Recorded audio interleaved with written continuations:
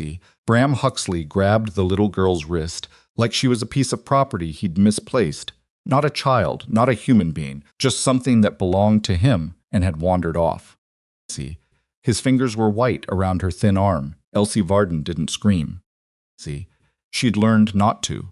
But her eyes found the nearest stranger on that dusty street, and what came out of her mouth was the kind of sound that stops a man cold, the kind you don't forget even 20 years later. See, please, don't let him take me back. If you've ever watched someone be crushed slowly, not all at once, but piece by piece, payment by payment, signature by signature, then you already know what this story is about. See, and if you haven't, stay with me. Because what happened next on that street in Red Willow changed everything. See, if this kind of story moves you, hit subscribe and leave a comment with your city or country. I want to see how far this story travels.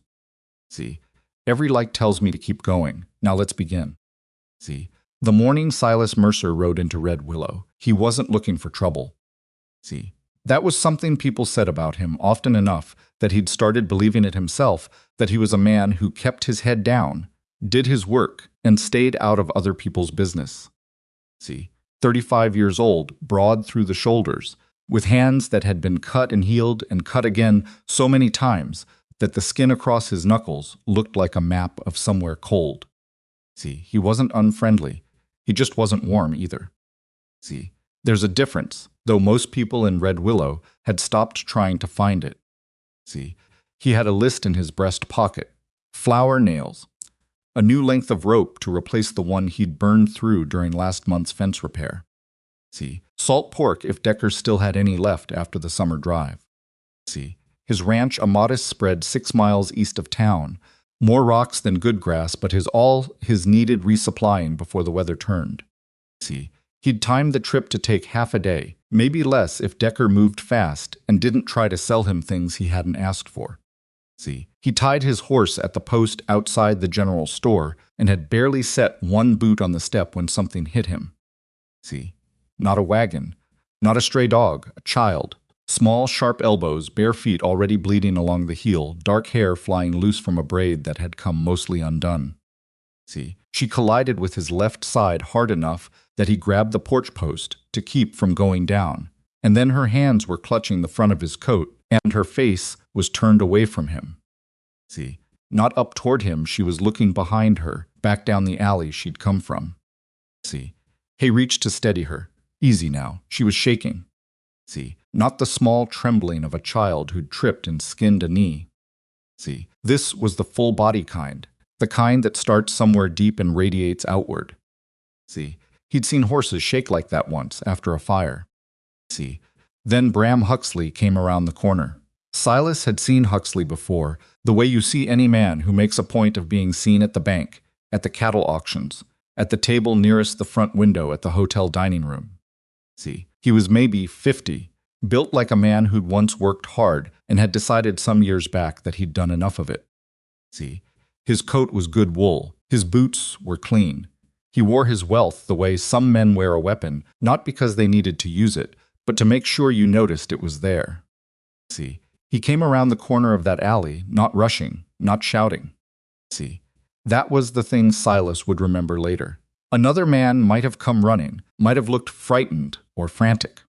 See, Huxley walked, deliberately, the way a man walks when he already knows how everything ends.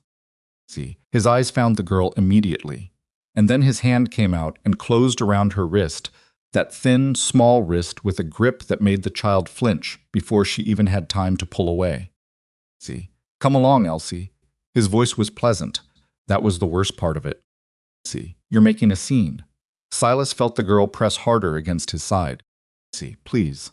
Her voice dropped to something barely above a whisper, and it was directed at Silas, not at Huxley, because she'd already understood that talking to Huxley wouldn't help. See, please don't let him take me back. There are moments in a man's life when the decent thing and the easy thing split apart and go in completely different directions. See, Silas knew which road he usually took. He was a practical man. See, he had a list in his pocket and half a day to spare, and absolutely no connection to this child or whatever had brought her running down that alley barefoot. See, he looked at Huxley's hand on her wrist. He looked at the way her feet were planted, heels dug into the boards. See, he didn't move away. Let her go, Silas said. Huxley blinked. See, not surprised, amused, like a man who'd just heard a joke told badly. See, I beg your pardon. I said let go of her wrist. See, Huxley's grip didn't loosen. If anything, the skin of his knuckles shifted slightly, tightening. See, this is none of your concern, friend. This child belongs to. See, she's not a calf. Silas's voice stayed flat. She doesn't belong to anyone. See, let go. The street around them had gone quiet in that particular way that small towns do when something interesting is about to happen. See, two men had stopped across the road. A woman had paused at the milliner's doorway. See, everyone watching, nobody moving. Huxley stared at him for a long moment. See, then, slowly, with the careful deliberateness of a man who wanted it understood that he was choosing to release her rather than being forced to, he opened his hand. See, Elsie's arm pulled back against her chest like a bird folding a wing. See, I don't believe I know you, Huxley said. His tone hadn't changed. See, still pleasant, still that measured, almost bored politeness that somehow felt colder than anger. See, Silas Mercer. I ranch east of town. Mercer. Huxley seemed to taste the name, looking for something behind it. See, finding nothing, or pretending to find nothing. Well, mister. See, Mercer. I'm sure you mean well. But this child ran off without permission, and I have an arrangement with her mother that. See, Silas. The voice came from the far end of the street. See, he looked up. She was moving fast, not quite running, but close. See, a woman in a brown dress that had been mended along the collar and cuffs, dark hair like the girl's pinned back with practical efficiency.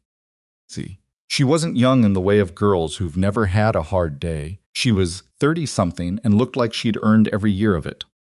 See, Clara Varden's face when she came into view was the face of someone trying very hard not to look as frightened as she was. See, she saw Elsie first. The relief that crossed her features lasted exactly 1 second before she saw Huxley, and then her jaw set. See, Elsie. She reached the girl in a few quick steps, pulled her close without ceremony, pressed a hand to the back of her head. See, baby, you cannot run off like... She got away from me in the store. Huxley spread his hands, reasonable and regretful. See, she's been a bit difficult lately, Clara. We've talked about this. See, something happened to Clara's face when he said her name.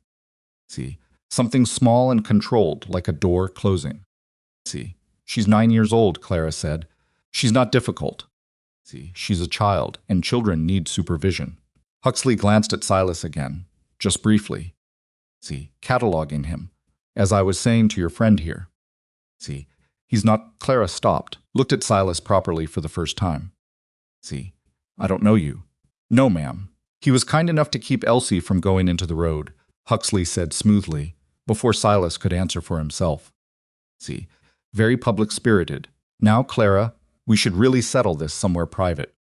See, there's the matter of the quarterly account that might... See, not today, Bram. Her voice was quieter now, and that was worse somehow. See, not here. The terms of our agreement don't change because the location is inconvenient. He reached into his coat slowly, making sure she saw it, and produced a folded set of papers.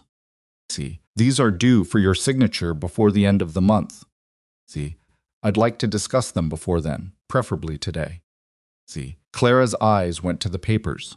Silas watched her look at them the way a person looks at something that frightens them and that they've already resigned themselves to. See, not defeat exactly, something worse. Exhausted resignation. See, I need to take Elsie home, she said. Of course. Huxley tucked the papers back into his coat with the care of a man handling something valuable. See, I'll come out to the ranch this week. We'll finalize everything then. See, he nodded to Silas a nod that contained an entire sentence, something along the lines of "This is between us, and you are not part of it," and walked back up the street the way he'd come. See, unhurried, boots clean, coat straight. Nobody stopped him.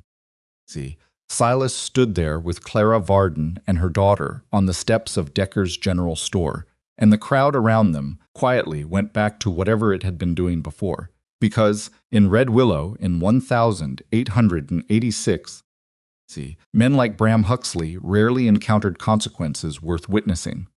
See, thank you, Clara said. She wasn't looking at him.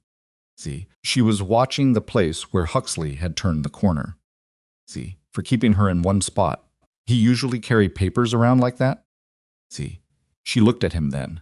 Something shifted in her expression, not distrust, not exactly. See, more like surprise that the question had been asked at all. See, always, she said. Elsie was still gripping Clara's sleeve. See, she hadn't said a word since her mother arrived, as if she'd used up her courage in those 4 words and didn't have any more to spare. See, Silas crouched down, not to be charming, not to perform kindness for the street, just to get to eye level, because he'd always found that made more sense when talking to someone small. See, you're a fast runner, he said. Elsie looked at him with the evaluating seriousness that only children and old dogs do honestly. See, then very slightly she nodded. Good, he said, keep that. See, he straightened up, looked at Clara, and said the thing he'd later wonder about why he said it, where it came from. See, what made a man who kept his head down and stayed out of other people's business open his mouth and say exactly that at exactly that moment. See, what does he have over you? Clara's chin came up. See, that is not your concern, Mr. Mercer. No, he agreed. See, it isn't. He tipped his hat and went into the store. See, he got his flour and his nails and his rope and his salt pork. See, he paid Decker, who tried to sell him a new pair of work gloves he hadn't asked for. See, he declined. He picked up his supplies and walked back out to his horse. See, he was in the process of securing the second bag when he heard Clara's voice again, around the corner, low and controlled, and trying very hard not to sound like what it was a woman arguing with someone who held all the cards.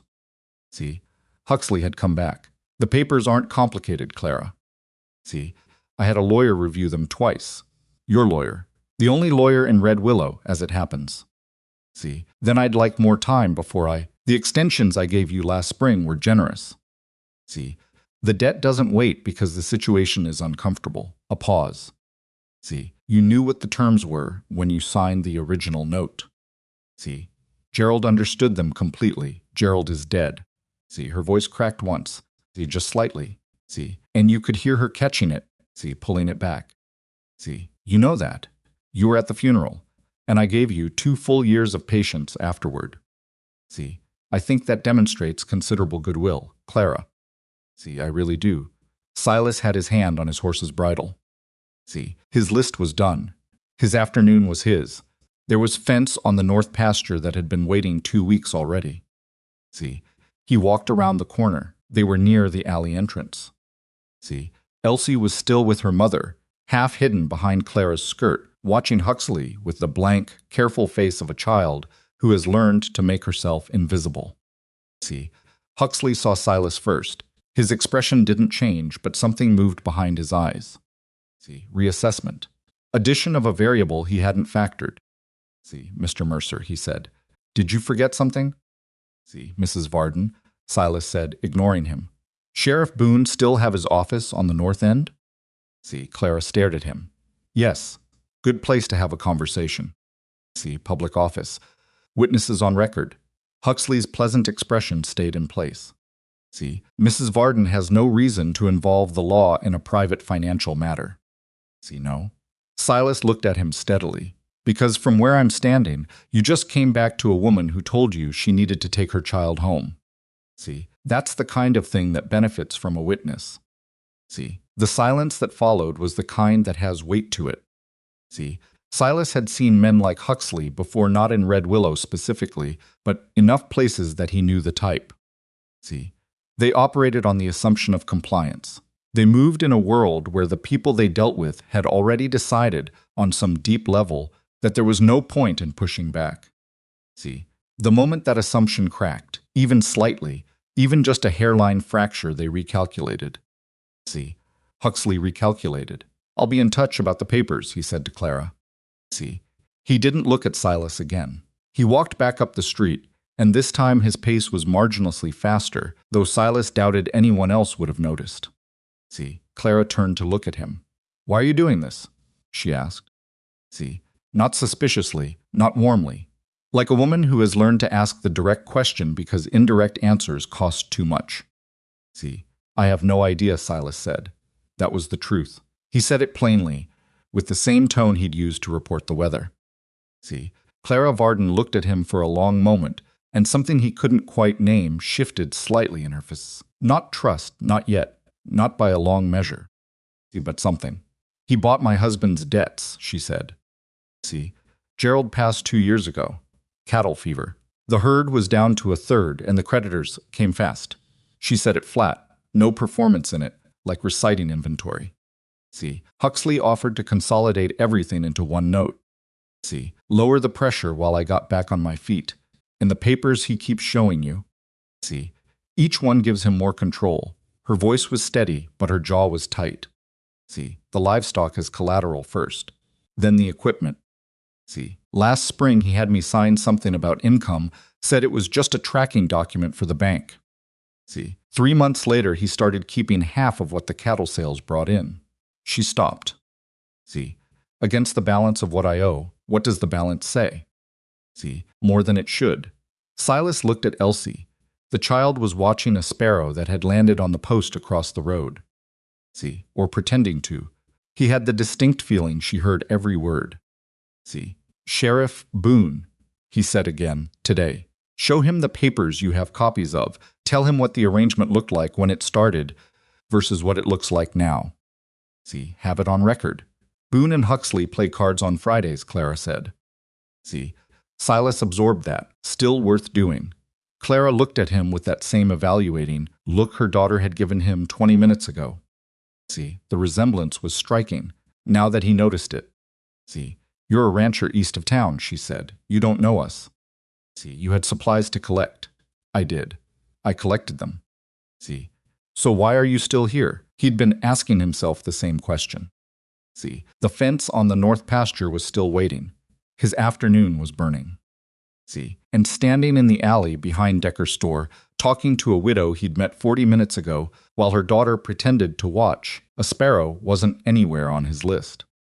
See, that man put his hand on a child, Silas said finally. See, I don't need a better reason than that. Clara Varden was quiet for a moment. See, then she said, I have copies of 4 documents. The first 3 I understood. See, the last one she stopped. The last one I should never have signed. See, then we start there. She looked at him a long time. See, she said, I don't know why you'd help us, he said. I don't either. See, but I'm standing here anyway. It wasn't a promise. See, it wasn't gallantry or charity or anything that required a thank you. See, it was just a fact, stated plainly by a man who had learned somewhere along the way that the truest things he'd ever said had all sounded like nothing in particular. See, Elsie's sparrow flew off. The girl watched it go, then looked at Silas without turning her head all the way, just a sideways look, almost accidental. See, he nodded at her once. She didn't smile, but she stopped watching the doorways. See, and somewhere down the street, Bram Huxley was already thinking about what to do about a rancher who didn't know enough to mind his own business. See, he wasn't worried. Not yet. He probably should have started. See, Sheriff Calder Boone had a way of listening that made you feel like he was doing you a favor by staying awake. See, he sat behind his desk with his fingers laced across his stomach and his hat pushed back on his head, and he looked at Clara Varden's 4 documents with the expression of a man reading a bill of sale for livestock he hadn't asked to purchase.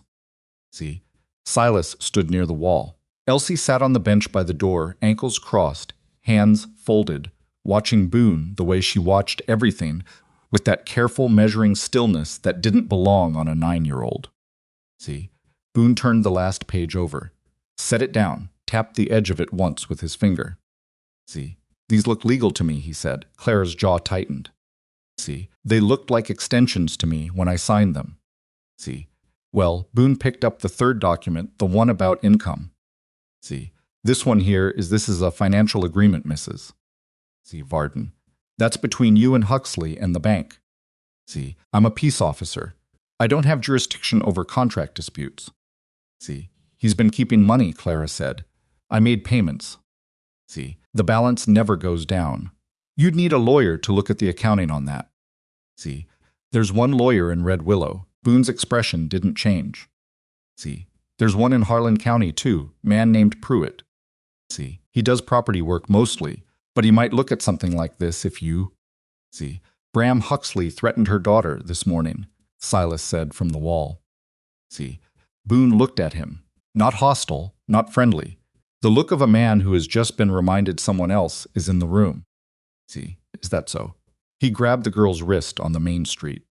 See, in front of witnesses. Grabbed. Boone turned the word over like he was checking it for damage. See, define grabbed. He put his hand on her arm and pulled. See, she was trying to get away from him. Elsie Boone looked at the girl on the bench. See, did Mr. Huxley hurt you? Elsie looked at him with those careful eyes. See, she said, he didn't break anything. The room went quiet. See, Boone cleared his throat, looked back at Clara. That's not, I can note that in the record, Mrs. C. Varden. But a man taking hold of a child's arm in a public place isn't a criminal matter unless there's injury.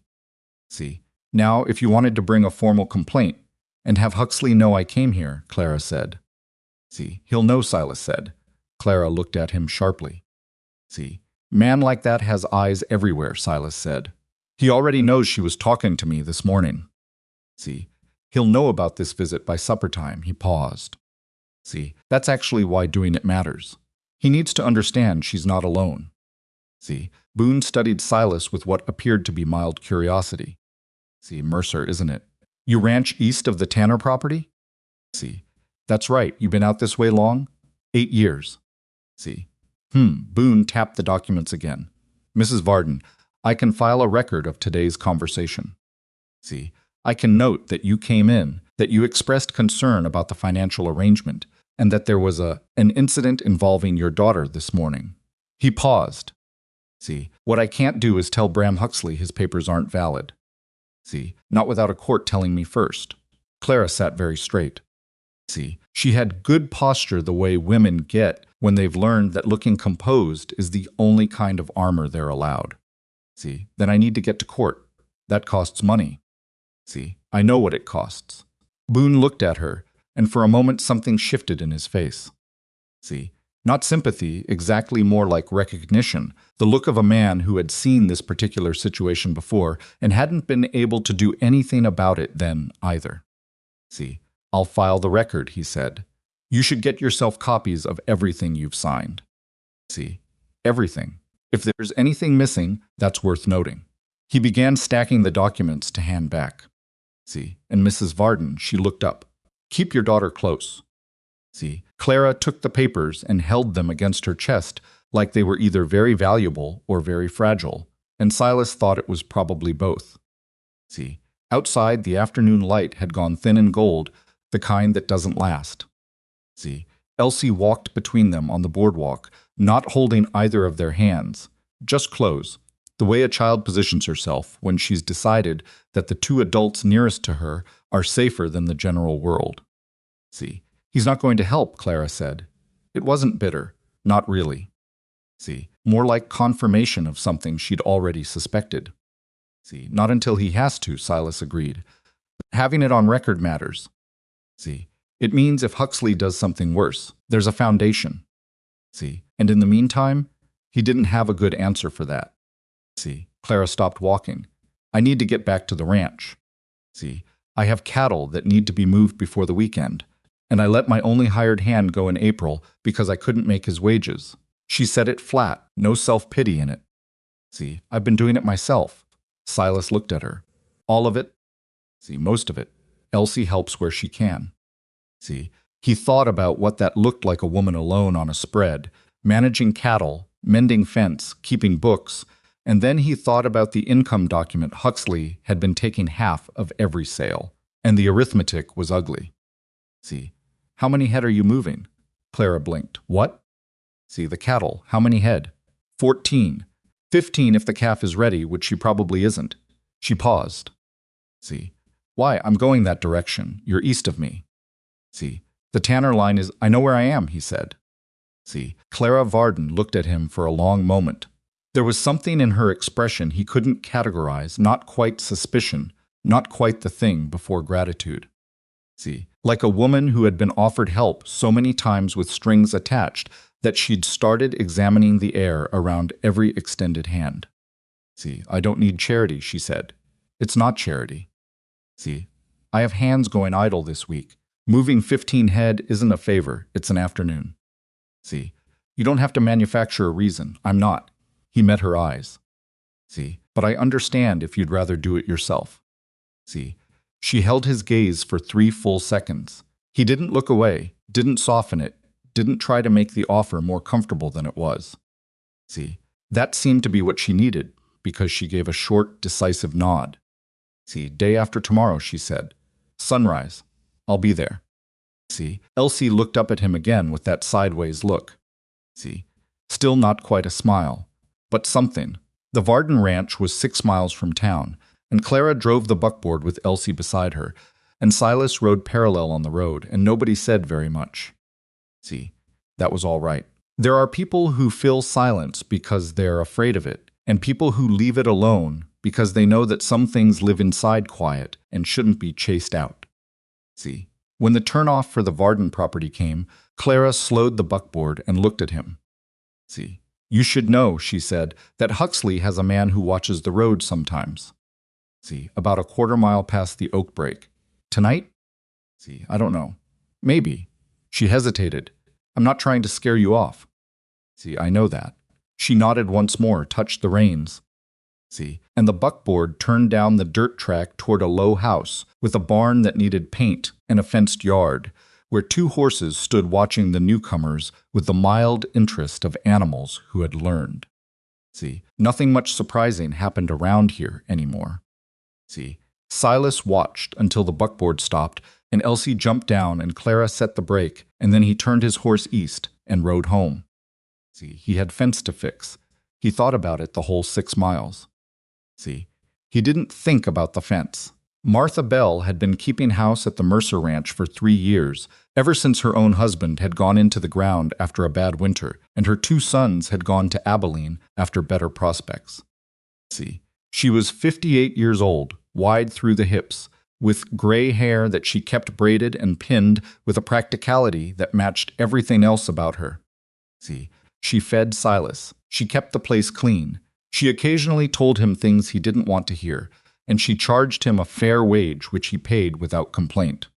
See, when he came in that evening later than usual, she was sitting by the fire with her mending, and she looked up and said, "You're late." See, I know. There's stew on.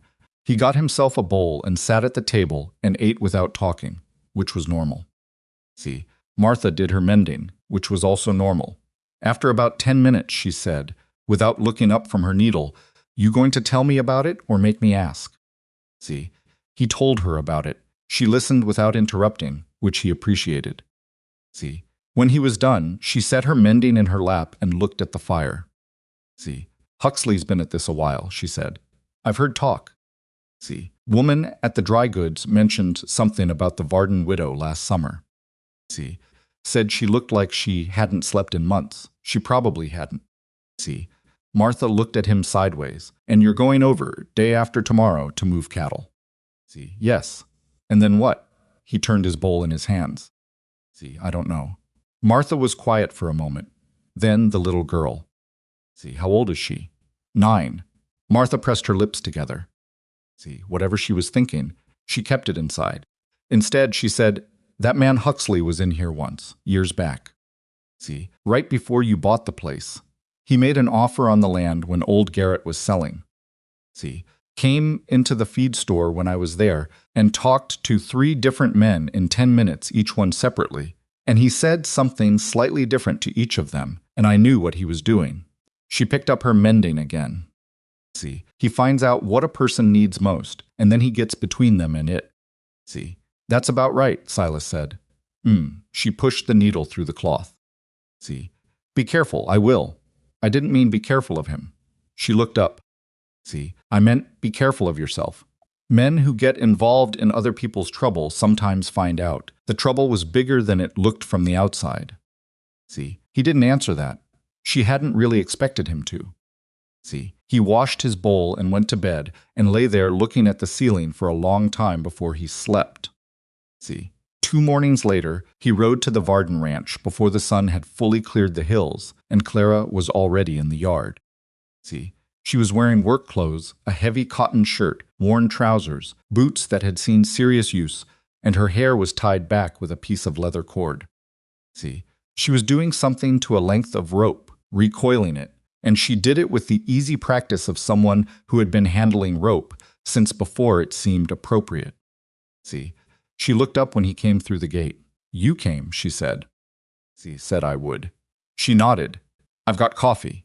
The kitchen was small and clean and slightly crowded with the evidence of 2 people living carefully within a small space. Elsie's boots by the door, a child's coat on the hook beside Clara's.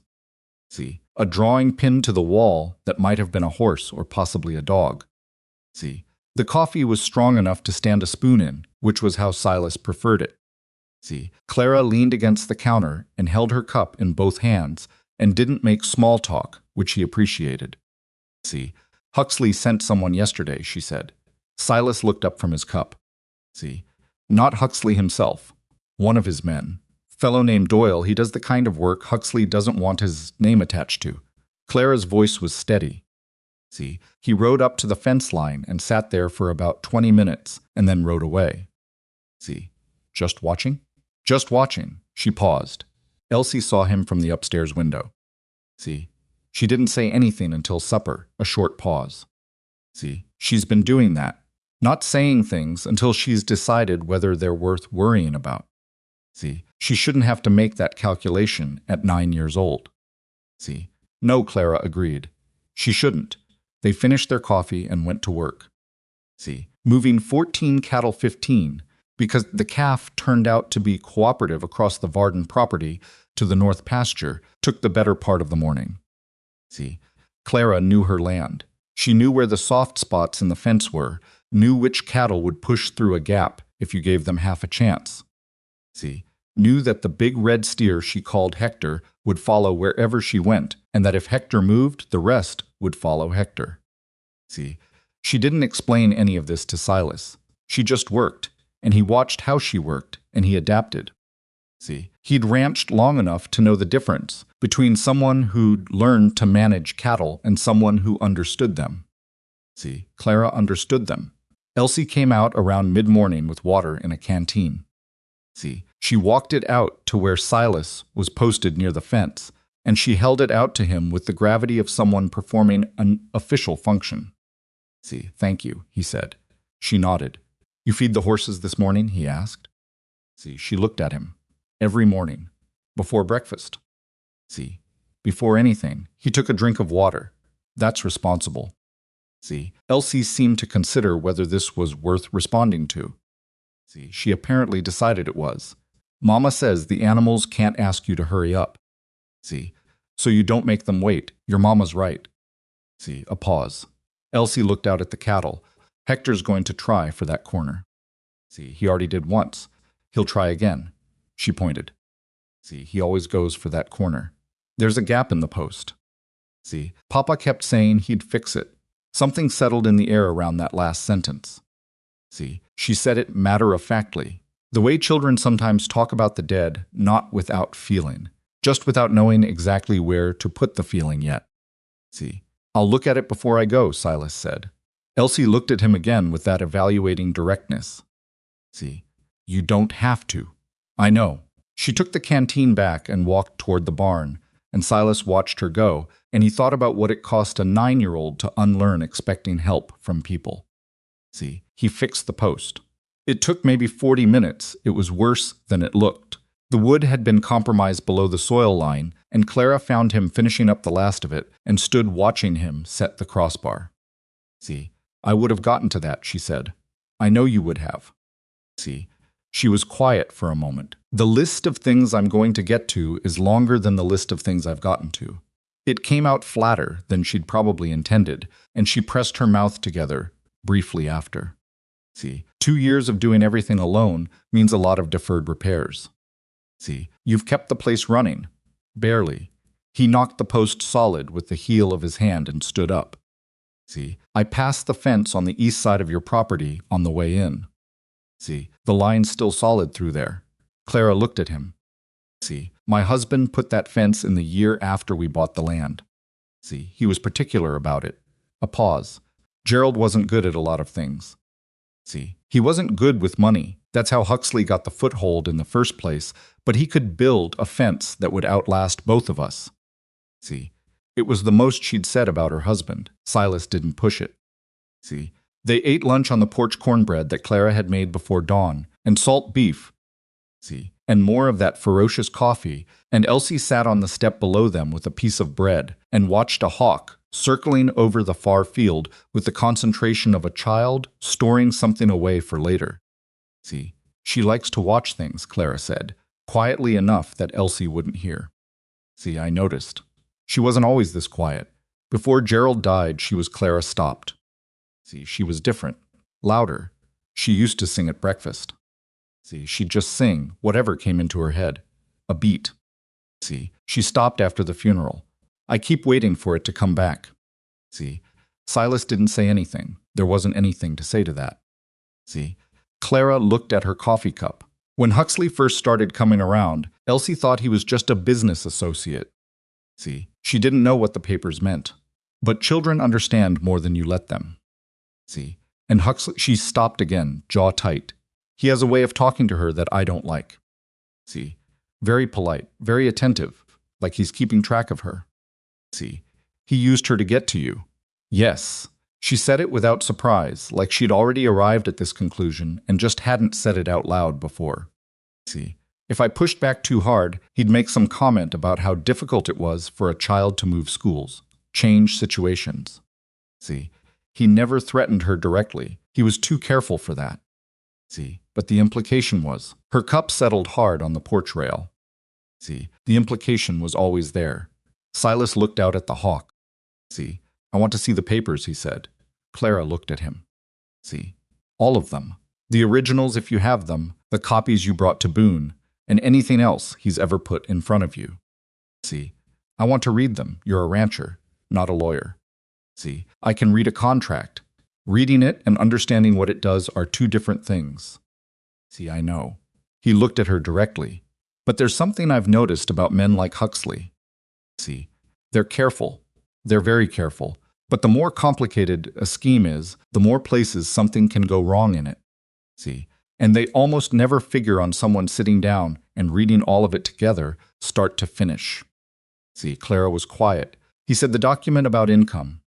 See, the one where he started keeping half your cattle sales.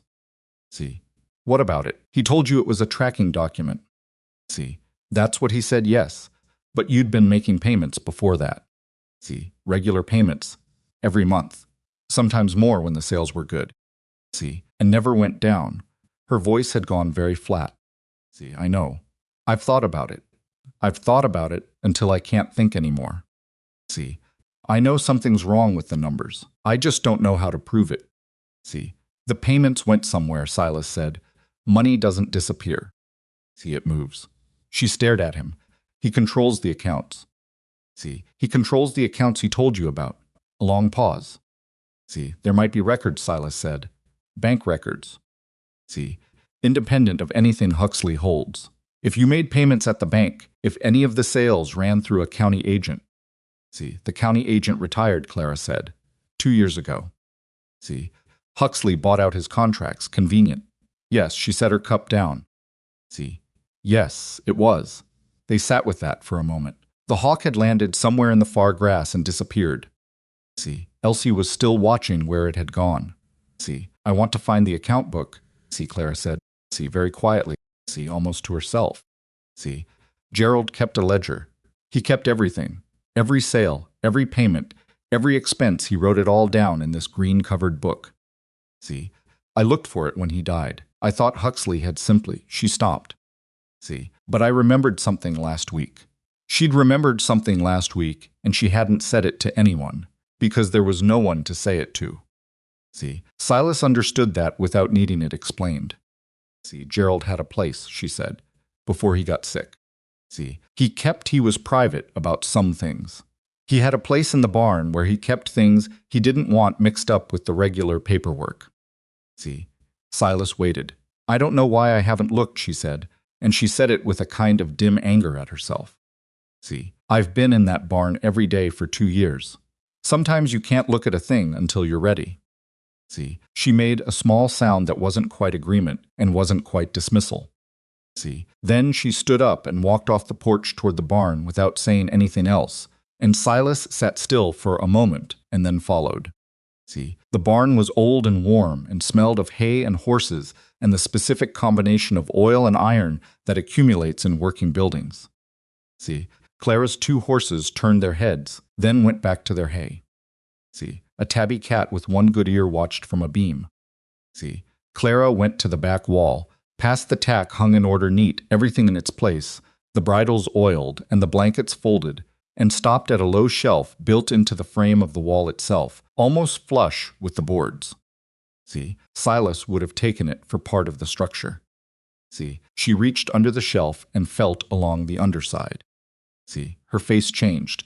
She pulled out a bundle wrapped in oilcloth. See, she stood looking at it in her hands for a moment, and Silas stepped back, because whatever was inside it was hers and Gerald's, and some things should have a second before they become practical. See, she unwrapped it. Inside was a green-covered ledger. See, below it, folded and slightly stiffened with age, was a stack of letters and what appeared to be bank correspondence. See, Clara's hands were not entirely steady. 2 years, she said. See, she sat down on a hay bale right there in the barn and opened the ledger and started reading, and Silas leaned against the stall and looked at the cat on the beam and gave her the time she needed. See, after a while she looked up. He's been lying, she said. See, her voice was quiet, but it had something hard at the center of it now, like stone under shallow water. See, the payments.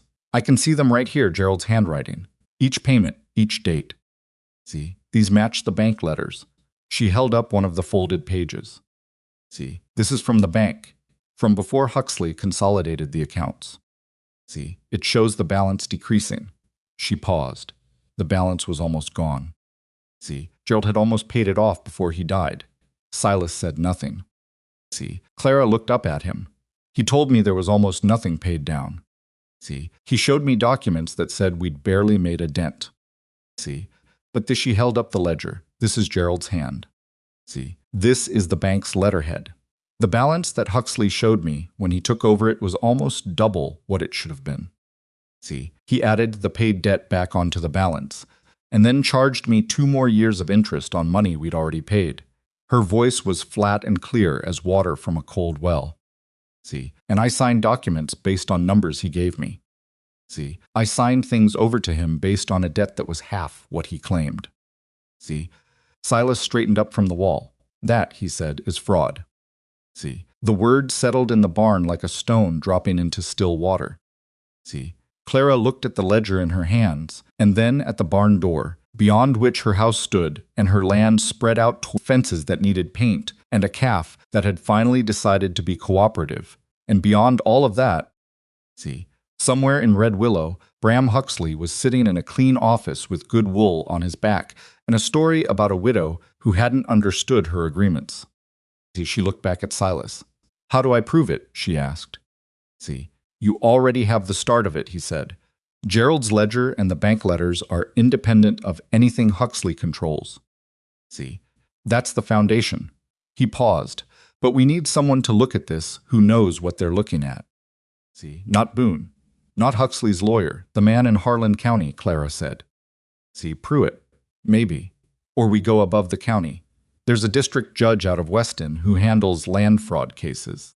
See, if we can get this in front of him before Huxley gets wind of what we found. See, how do we do that without Huxley finding out? It was a real question, and they both knew it. See, Red Willow was not a large town. Huxley had eyes in it by Clara's own account. See, any move toward legal challenge would reach him, and when it did, he would move faster and with better resources than either of them had. See, we don't try to hide it, Silas said. We move fast enough that it doesn't matter. See, Clara looked at him. You make it sound simple. It's not simple, he said. See, but it's possible, and possible is more than you had this morning. See, the cat on the beam stretched, showed teeth in a yawn that had nothing to do with any of this, and went back to sleep. See, Elsie appeared in the barn doorway, backlit by the afternoon sun, holding the empty canteen she'd taken back an hour ago. See, Mama, she said, there's a man at the front gate. See, Clara was on her feet before Elsie finished the sentence. See, Silas followed her out of the barn, and they came around the corner of the house to see a rider sitting his horse at the gate, not opening it, not coming through, just sitting there, watching the property. See, he was somewhere in his 40s, heavy through the chest, wearing no distinguishing anything. See, the kind of man who dressed to be forgotten. Clara stopped walking. See, that's Doyle. Silas looked at the man at the gate. See, Doyle looked back at Silas, not at Clara, not at Elsie. See, at Silas, taking his measure. Then he touched the brim of his hat in a gesture that was too slow to be polite and turned his horse back toward town. See, the oilcloth bundle was still in Clara's arms. Silas said, "We need to move faster than I thought." See, Clara pulled the bundle against her chest. How much faster? See, he looked at the road where Doyle had gone and thought about what Huxley would do when he heard that Clara Varden had found something in her barn and that there was a rancher from east of town standing beside her when she did. See, tonight, Silas said. I want you and Elsie at my ranch tonight. See, Clara stiffened. I'm not asking you to need me, he said. See, I'm asking you to be somewhere Doyle can't report your location and your movements to a man who has already showed us he sends riders to watch your fence line. He paused. See, bring the ledger. Bring the letters. We'll figure out the next step from somewhere he's not watching. See, Clara looked at him. Then she looked at the road where Doyle had gone.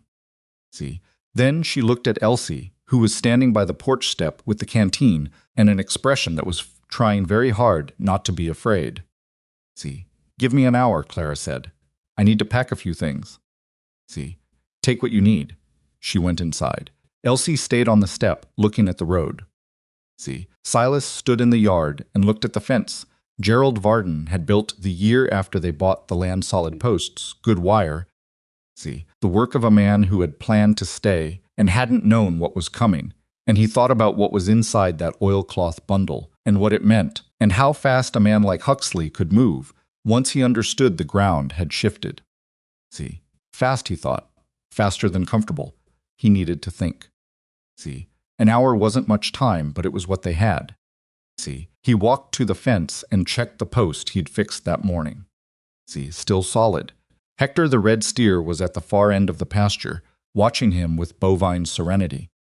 See, somewhere in Red Willow, Doyle was already talking. See, they left the Varden ranch before the light went completely. Clara, driving the buckboard with the oilcloth bundle tucked beneath the seat and Elsie pressed against her side. See, and Silas riding ahead on the road where anyone watching from the tree line would see him first. See, nobody came out of the trees. That didn't mean nobody was watching. See, the Mercer ranch sat lower than the Varden property, sheltered on two sides by a long limestone ridge that kept the wind off in winter and made the whole place feel somewhat hidden from the road. See, it wasn't much to look at from the outside, a working ranch rather than a comfortable one. Everything built for function, and not one thing built for appearance, but the barn was solid, and the well was good, and the fence lines were straight. See, which told you most of what you needed to know about the man who kept it. See, Martha Bell was on the porch when they came through the gate, and she looked at the buckboard and at Clara and at Elsie, and she didn't ask a single question. See, she just came down the steps and said to Elsie, "Have you eaten?" And when Elsie shook her head, Martha said, "Good." See, I made too much anyway, which was either true or a gracious lie, and either way it was exactly the right thing. See, she took the girl inside with the matter-of-fact warmth of a woman who had raised children and understood that what a frightened child needed first was not reassurance but normalcy, something warm to eat, a lamplit. See, an adult who behaved as though the situation was manageable. See, Elsie went without resistance, which told Silas more about how tired she was than anything she could have said. See, Clara stood by the buckboard and didn't move. "Come inside," Silas said. See, in a minute, she was looking at the ridgeline in the near dark, her arms crossed over her chest.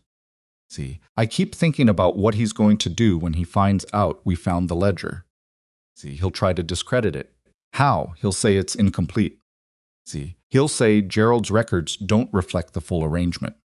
See, he'll have his own documents ready, and they'll look more official than a handwritten ledger and bank letters from a retired county agent. Silas leaned against the buckboard wheel.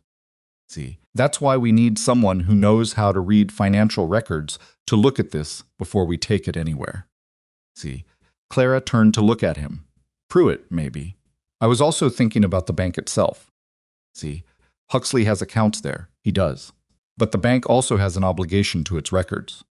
See, if there are transactions that contradict what Huxley's been showing you, deposits that don't match his reported figures, payments that were received but not credited, a bank manager has a legal problem if he ignores that. He paused. See, especially if a district judge is the one asking. See, Clara looked at the oilcloth bundle she'd pulled from under the buckboard seat and was now holding against her side. See, how do we get a district judge to look at this? We write a letter. See, she stared at him. That's it? We write a letter and we get it to Weston before Huxley knows we're trying. See, the district court handles land fraud cases. A letter with attached documentation isn't nothing, it opens a record. See, once there's a record at the district level, Huxley can't make this disappear through Boone's office. See, Clara was quiet for a moment. He's going to come for the ranch while we're doing all of this. See, probably. He could accelerate the timeline on the debt. See, claim I've violated some term of the agreement. I've read enough of his documents to know there are clauses in there I don't fully understand. She paused. See, he could move to take possession before we've proven anything. See, yes, Silas said, he could. He didn't soften it. See, she hadn't asked him to. Then we have to move first, she said. See, not a question. A decision. Tonight, if you're willing. See, she looked at him for a moment with that measuring expression he'd come to recognize, not distrust of him specifically. See, but the trained caution of a woman who had learned that decisions made quickly in the dark sometimes looked different in the morning. See, then she gave a short nod and went inside. Martha had set the table for 4, which meant she'd already decided how the evening would go, regardless of what any of them said about it. See, Elsie was sitting at the end of the table with a bowl of beef stew and the expression of a child who had been talking gently and had not quite decided yet whether to believe it. See, she was eating, though. That was something. See, they ate mostly in quiet, the 4 of them, with the lamp on the table and the fire going low and the night sounds of the ranch coming through the walls, a horse shifting in the barn, the distant call of something in the scrub. See, normal sounds, working ranch sounds, the kind that mean everything is as it should be, even when it isn't. See, after supper, Martha took Elsie to the room at the back of the house that had been her son's before he left for Abilene. See, Clara started to protest that Elsie should stay with her, and Martha looked at her with the calm authority of a woman who had managed more complicated households than this and said, "She'll be in the next room. See, you'll hear her if she stirs. But you need to be able to think, and you can't do that with one eye on her every second." She said it without judgment, just fact, and Clara closed her mouth and let Elsie go. See, Silas spread the contents of the oilcloth bundle on the kitchen table. See, Gerald Varden's ledger was a plain green-covered book, the kind sold at any general store, filled with columns of careful numbers in a handwriting that ran slightly uphill across the page, a hopeful slant, Silas thought. See, the writing of a man who was trying to get somewhere. See, he'd dated each entry. He'd noted the buyer's name, the head count, the price per animal, the total, and then a second column showing what had been paid toward the debt and what the remaining balance was after each payment. See, the bank letters were 5 of them, spaced over 3 years, each one confirming deposits or acknowledging payments toward the consolidated note. See, they bore the seal of the Red Willow Territorial Bank and the signature of a branch manager named Aldous Crane. See, Silas read everything twice. Clara sat across from him and watched him read and didn't speak. See, when he finished, he sat back in his chair. "All right," he said. "See, here's what I see." She leaned forward. Gerald made 23 payments over 3 years. See, the ledger tracks each one, and the bank letters confirmed the last 5 in writing. He turned the ledger to face her and pointed to the final entries. See, at the time of his death, the balance on the consolidated note was $412. See, not $2,000, the way Huxley represented it to you after the funeral. See, Clara's jaw tightened. She'd known this, but hearing it stated plainly, with the book open in front of her, was different from knowing it in the dark by herself. See, how? She asked. He inflated the original balance when he took over, Silas said. See, Gerald's ledger shows the note started at 1800. See, Huxley's documents, the ones he showed you, put the starting balance at 2600. See, he added $800 to the principal before you ever signed anything. He paused. See, then when he introduced the income tracking document, he started recording your cattle sales twice. See, once as income coming in, and once as an operating expense going back out against the debt. See, so every dollar you brought in through a sale effectively counted against you twice. See, Clara looked at the table. Her hands were flat on the surface, very still. See, I paid him for 2 years, she said. Everything I could. See, and none of it reduced the balance, because the balance was a fiction to begin with. He paused.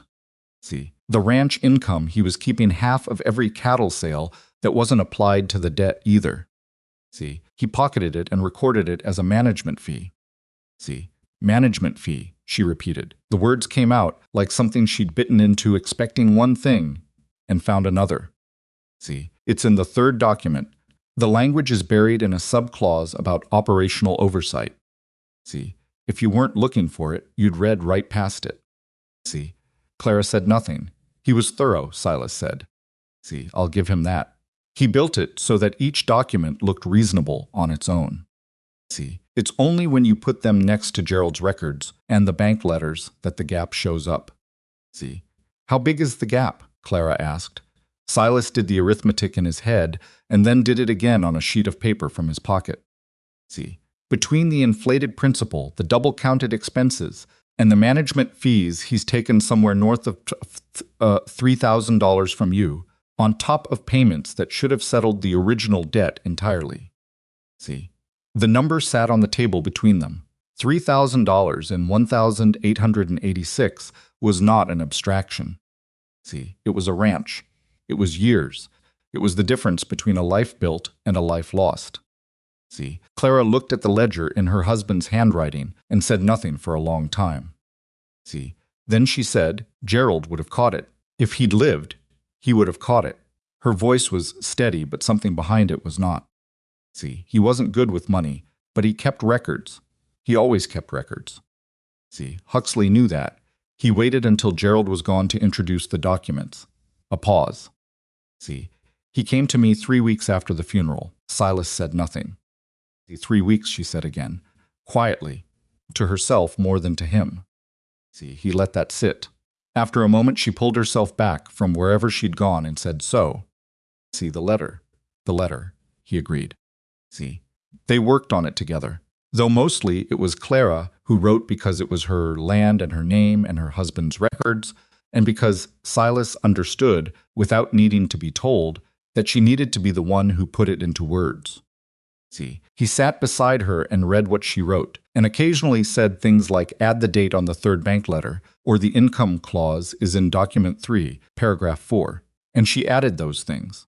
See, and by the time they were done, the fire had burned down, and the lamp was low, and it was past midnight. See, the letter was 3 pages. See, it named Bram Huxley. It cited the discrepancy between Gerald's ledger and Huxley's presented balance. It referenced the bank letters by date and amount. It identified the specific clauses in each document that appeared to constitute fraud. See, and it formally requested that the district court at Weston initiate a review of the financial arrangements governing the Varden property. See, Clara read it through one final time. Then she set it down. See, it's good, Silas said. Is it enough? It opens the door. See, whether someone walks through it depends on a judge named. He checked the paper he'd written the name on earlier. See, Whitmore. District Judge Elias Whitmore out of Weston. See, he's handled 3 land fraud cases in the past 5 years. See, won 2 of them for the plaintiffs. Clara looked at him. See, how do you know that? I asked Boone, while you were talking to him about the documents. See, before you got there, I spoke to him in the hall. He paused. See, Boone plays cards with Huxley on Fridays. But Boone is also a man who's probably uncomfortable with what's been happening and doesn't know how to get out from under it. See, I thought giving him an easy question to answer might be worth something. See, Clara stared at him. You asked Boone about district judges before we even found the ledger. See, I asked Boone about district judges because I'd already decided something was wrong with Huxley's operation before we found anything. He met her eyes. See, I just didn't know yet what we'd find. She looked at him for a long moment. See, you're not just a rancher, she said, not accusatory. See, just observing. I'm exactly a rancher, he said, but I used to be other things before I was that. See, she waited to see if he'd elaborate. He didn't. See, she seemed to decide, see, after a moment, see, that it wasn't the time to push it, see, and she was right about that. See, how do we get the letter to Weston, she asked. Stage leaves Red Willow on Thursday. See, 2 days from now. He picked up the letter, but we don't send it from the Red Willow post office because there's a good chance Huxley has someone there who flags his interests. See, then we're Millhaven, 7 miles west. Small stop on the stage line, no post office, but the stage driver takes mail directly. He paused. See, I'll ride out there tomorrow morning. I should be the one. See, you should stay here, he said, with Elsie. And with this, he touched the oilcloth bundle.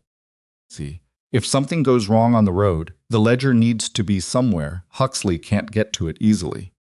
See, Clara looked at him with that flat, assessing look. See, and if something goes wrong with you on the road, see, then you take the ledger and you go to Boone and you make enough noise that it costs Huxley something to make it disappear. He paused. See, I'll be back before noon. You make it sound straightforward. See, it probably is. He folded the letter and sealed it with the candle wax. See, probably. Clara looked at the sealed envelope in his hands. See, she said, I've been in this county for 11 years. See, Gerald and I came here with nothing, and we built something. See, not much by some people's measure, but it was ours. She paused.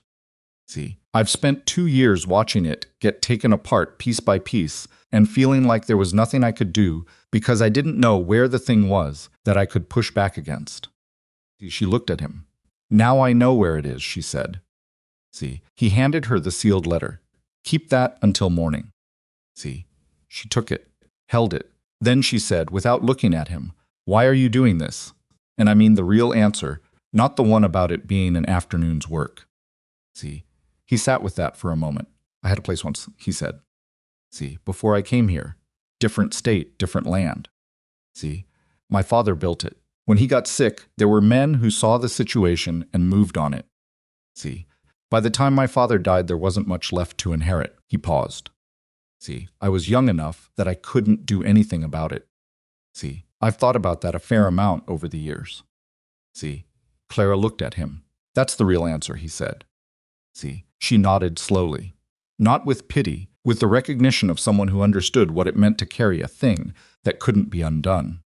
See, she went to bed not long after, taking the letter with her. See, Silas sat by the dying fire for a while with the ledger open on his knee, reading Gerald Varden's numbers again, checking his own arithmetic. See, he wasn't wrong. He wished he was. He was up before 4 and on the road to Millhaven before the ranch stirred. See, the 7 miles went fast and quiet, just the road and the dark and the horse's steady rhythm. See, he reached the Millhaven stop, a hitching post, a water trough, a covered stage shelter as the first gray was coming into the east. See, the stage driver, a rangy man named Corbett, who Silas had met twice before at cattle sales, came through on schedule and took the letter without ceremony and said it would reach Weston in 3 days, and Silas paid him and rode back. See, he was at the Mercer ranch before anyone had fully started breakfast. See, Martha had biscuits on. Elsie was sitting at the kitchen table with one of Martha's old cattle haggard open in front of her, looking at illustrations of farm equipment with the deep concentration of a child who needed something ordinary to do. See, Clara was by the window when he came in, and she turned when she heard the door, and the question was already on her face before he could speak. See. Done, he said. Something released in her shoulders that she'd been holding since probably before he left. See. She turned back to the window and was quiet for a moment. See. Then Martha said, "Sit down and eat something before you tell me it was nothing." And Silas sat down and ate a biscuit that was better than anything he'd made in 8 years of cooking for himself. See. And for about 15 minutes, the kitchen felt like a normal place where normal things were happening. See. It was Elsie who ended that. See. She said from behind the catalog. See. Without looking up, mister. See. Huxley came by. Clara went still. Last night. Elsie turned a page. See. I saw him from the window. He rode up to the gate and looked at the house for a while and then rode away. She paused. See. I didn't say anything because you were busy with the papers, and I didn't want to interrupt. See. She said it with the perfect matter-of-fact calm of a child who has learned to process alarming things by themselves first. See. The kitchen was very quiet.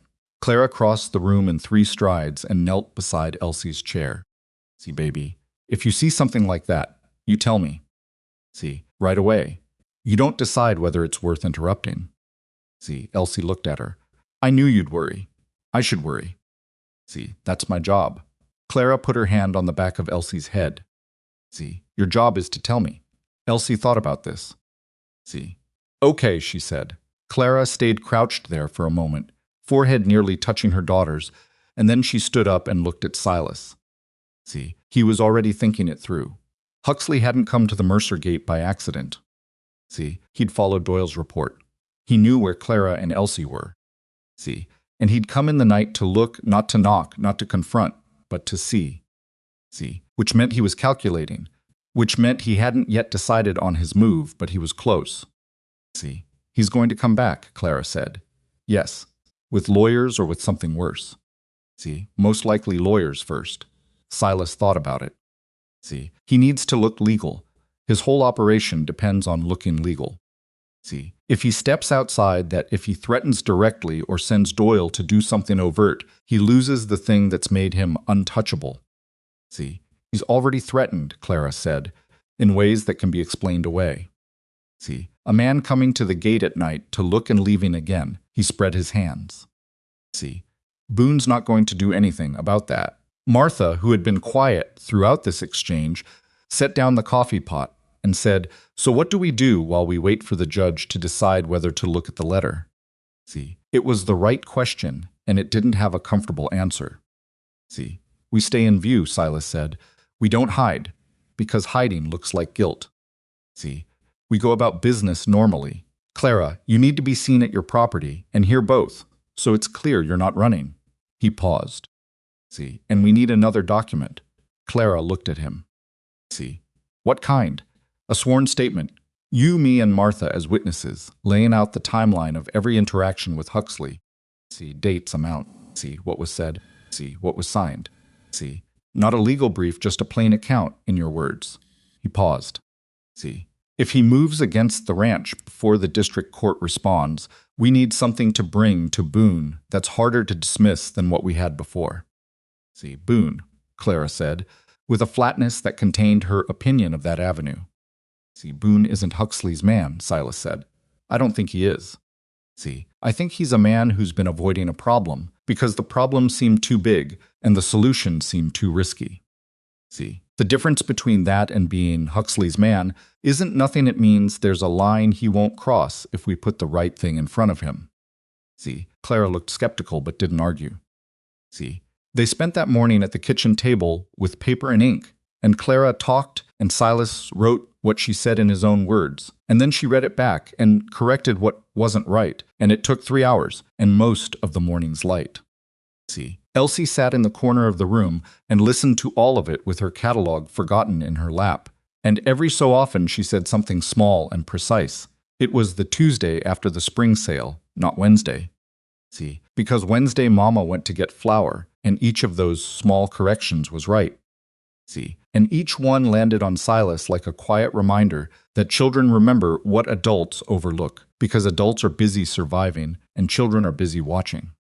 See, when they finished, Clara read the full statement through without speaking. See, then she said, "He's going to say I'm a grieving widow, who misunderstood financial documents. See, he is, Silas agreed. He's going to say Gerald's ledger is the record of a man who didn't fully understand his own agreements. See, he'll try. He's going to say you and I. She stopped. See, Silas looked at her. He's going to make something of the fact that I'm here, she said. See, at your ranch, he'll find a way to use that. Silas held her gaze. See, yes, he probably will. Clara set the statement down. See, I should go back to my property. Not alone. I can't stay here indefinitely. See, it looks like a woman whose safety was threatened found somewhere safer to be temporarily, he said. See, which is exactly what it is. He paused. Nobody with sense will think otherwise. See, Huxley doesn't need sense. He needs a story. Any story he makes will fall apart next to the ledger.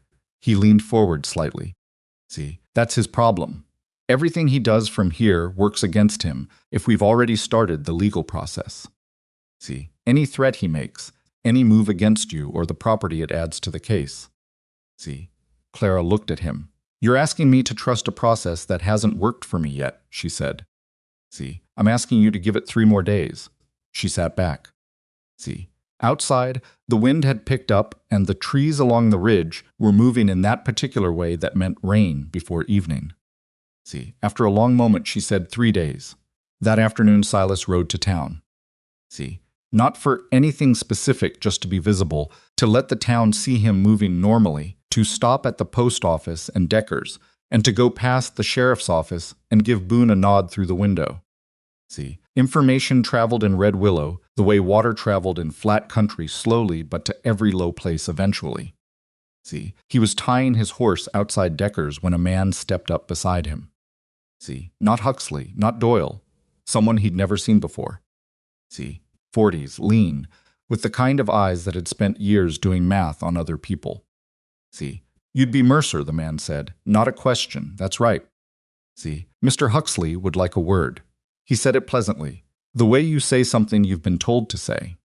See, he's at the hotel. He said he'd buy you a drink. See, Silas looked at the man. Tell him I'm busy, Silas said.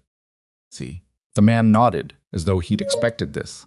He said to tell you that the situation with the Varden property is going to be resolved by the end of the week, regardless. See, he said he thought you'd appreciate knowing that before you get more involved than you'd want to be. See, Silas looked at him steadily. End of the week, that's what he said. See, tell him, Silas said, that some situations get resolved in one direction and some in another. He untied his horse. See, and tell him I'll be at the Varden property Thursday morning. See, the man nodded again, same expression. I'll pass that along. See, Silas went into Decker's and bought the gloves he hadn't bought the first time, because his old pair had finally given out and it was going to rain, and you couldn't work wet leather if you wanted to keep your hands functional in cold weather. See, he paid for them and went back outside, and the man was gone. See, he rode back to his ranch in the thin afternoon light, and he thought about what end of the week meant, and whether it meant a legal filing, or Doyle at the gate, or something else entirely. See, and he thought about Clara in his kitchen and going over the statement they'd written, and Elsie in the corner remembering which Tuesday it had been. See, and Gerald Varden's numbers running uphill across the pages of a green ledger that a man had died before he could use. See, the rain started before he reached the ridge. He rode through it without hurrying, because hurrying in rain on a rocky road just meant arriving wet and rattled, and he needed to arrive clear-headed. See, by the time he came through his own gate, he had a rough shape of what Thursday needed to look like. See, Thursday was in 2 days. Huxley's end of the week was in 4. See, the letter was on its way to Weston, but a letter could take time, and time was the one thing Huxley was trying to compress into nothing. See, Silas put his horse up and went inside and shook the rain off his coat and hung it by the door. And Clara looked up from the table where she was sitting with the statement in front of her. See, and she read his face the way she'd gotten good at reading it over the past 48 hours, not looking for reassurance, just for information. See, what happened, she asked. Huxley wants a conversation, he said. See, I declined. And he says the Varden property situation resolves by end of week. See, Clara's hand flattened on the table. He's filing something. See? Or he's threatening to. He pulled out the chair across from her. See? Either way, we need to move Thursday. You need to be at your property, visible, in possession. See? If he files anything while you're here and the property's empty, see, he'll say, I've abandoned it. Yes. The rain came harder on the roof. See? Elsie appeared in the doorway to the back hallway, in her socks, holding the catalog she'd been reading since morning. See? She looked at her mother. She looked at Silas. Is it going to be all right? She asked. See? It was the first time she'd asked. The first time she'd named the thing she'd been carrying around in her chest for however long it had been living there. See? Clara opened her mouth. Silas said before Clara could, I don't know yet. See? But we've got more going for us today than we did 3 days ago. See? Elsie looked at him. That's not the same as yes, she said. See? No, he agreed. It isn't. She considered this. See? Then she came into the kitchen and sat at the table and put the catalog down and looked at neither of them in particular, just at the middle of the table, with the expression of a child practicing how to be steady. See? The rain kept coming. Martha brought coffee without being asked, and they sat there, all 4 of them, in the lamplit kitchen with the rain on the roof, and 2 days left before Thursday, and Huxley's timeline pressing in from the other side. See? And nobody said much because there wasn't much to say that was more useful than sitting still and thinking clearly. See? The letter was already on its way. The ledger was already found. See? The statement was already written. All 3 of these things had been impossible a week ago. See? Silas held his coffee cup and looked at the flame in the lamp and thought about his father's land and the men who had moved on it when his father got sick, and he thought about the fact that those men had won and he had not been able to stop it. See? He thought about what he would have needed then that he hadn't had. See? He thought about what Clara Varden had now that she hadn't had 72 hours ago. See? And he thought, with the careful precision of a man who does not allow himself easy comfort, but who insists on accurate accounting, that possible was still not the same as certain, but it was a different country from impossible.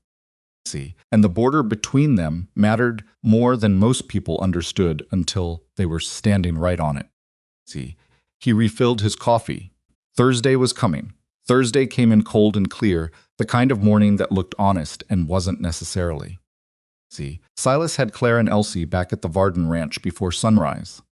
See? Not because the night had brought any specific threat, but because he'd said Thursday, and Huxley's man had passed that along, which meant Huxley knew Silas would be at the Varden property Thursday morning. See? Which meant if something was going to happen, it would happen today, and Clara needed to be on her own land when it did. See? They drove the buckboard in the gray pre-dawn, with Martha staying behind at the Mercer ranch because someone needed to be there, and because Martha had a good head and a steadier disposition than most men Silas had known. See? And if anyone came to his gate asking questions, she would handle it without panic. See? The Varden property looked the same as it always did in the early light: the low house, the barn that needed paint, the fence lines running out toward the hills. See? Nothing disturbed. Nothing moved. Hector the red steer was a dark shape at the far end of the north pasture, utterly indifferent to the human drama being conducted around him. See? Clara went inside and built the fire. Elsie fed the horses. See? Silas walked the fence line, all of it, methodically. See? From the main gate around the east side, and back, not because he expected to find something cut or damaged, but because walking a perimeter was how you confirmed a thing was still yours, and confirmation mattered on a day like this. See? Everything held. He came back to the house as the sun cleared the eastern hills, and Clara had coffee on and was standing at the window with her cup, watching the road. See? Nothing yet, she said. It's early. She turned from the window. See? She was dressed practically, work clothes, hair pinned back. See? She looked like a woman who had decided to occupy her own life rather than wait to be told whether she was allowed to. See? I've been thinking about what he'll file. A demand for immediate repayment of the full balance he claims, Silas said. See? Which he'll follow with a motion to take the property as collateral settlement. See, he'll say you've been non-cooperative and that you've removed yourself from the property in a way that suggests abandonment. See, abandonment. The word came out flat and cold. I've been here 11 years. See, his lawyers will argue that 3 days at my ranch constitutes a pattern. See, they'll make it sound voluntary and permanent. He sat down at the table. See, which is why you being here today, visibly, matters. See, Clara sat across from him. If the district court hasn't responded to the letter yet, see, then we go to Boone with the sworn statement and the ledger, and we ask him formally on the record to delay any enforcement action pending district review. He paused. See, he may not have the authority to do that, but making him say no publicly is worth something. See, worth something, she repeated. I keep adding up all these things that are worth something and trying to figure out if they add up to enough. See, they might not, he said. I want to be honest with you about that. See, she looked at him. You've been honest with me about everything. See, I noticed. He didn't know what to say to that, so he drank his coffee. See, Elsie came in from the barn, stomped mud off her boots at the door with a thoroughness that suggested she'd been told to do this many times, and went to pour herself water from the pitcher on the shelf. See, she drank it standing at the counter, looking at both of them with that sideways awareness. See, someone's coming up the road, she said. 2 horses. See, Silas was at the window before Clara. He looked out at the road and saw them 2 riders, still maybe a quarter mile out, coming at a steady walk. See, not rushing, not hiding. One of them was Boone. The other was a man in a gray coat that Silas didn't recognize. See, Sheriff, Clara said from behind him, and someone else. Silas watched them come. See, not Huxley, not Doyle. They came through the gate without calling out first, which was Boone's right as sheriff and his way of reminding you of it. See, he dismounted at the hitching post, and the man in the gray coat dismounted alongside him, and they came to the door and Boone knocked twice, which was also something he didn't have to do. See, Clara opened it. Boone took off his hat. Morning, Mrs. See, Varden. He glanced at Silas behind her. Mercer. Then he looked back at Clara. See, this is Franklin Pruitt. He's a lawyer out of Harlan County. See, he got here yesterday evening. Clara looked at Pruitt. See, he was somewhere in his 50s, unremarkable in the way of men who had chosen to be unremarkable as a professional strategy. Nothing about him that you'd remember if you passed him on the street.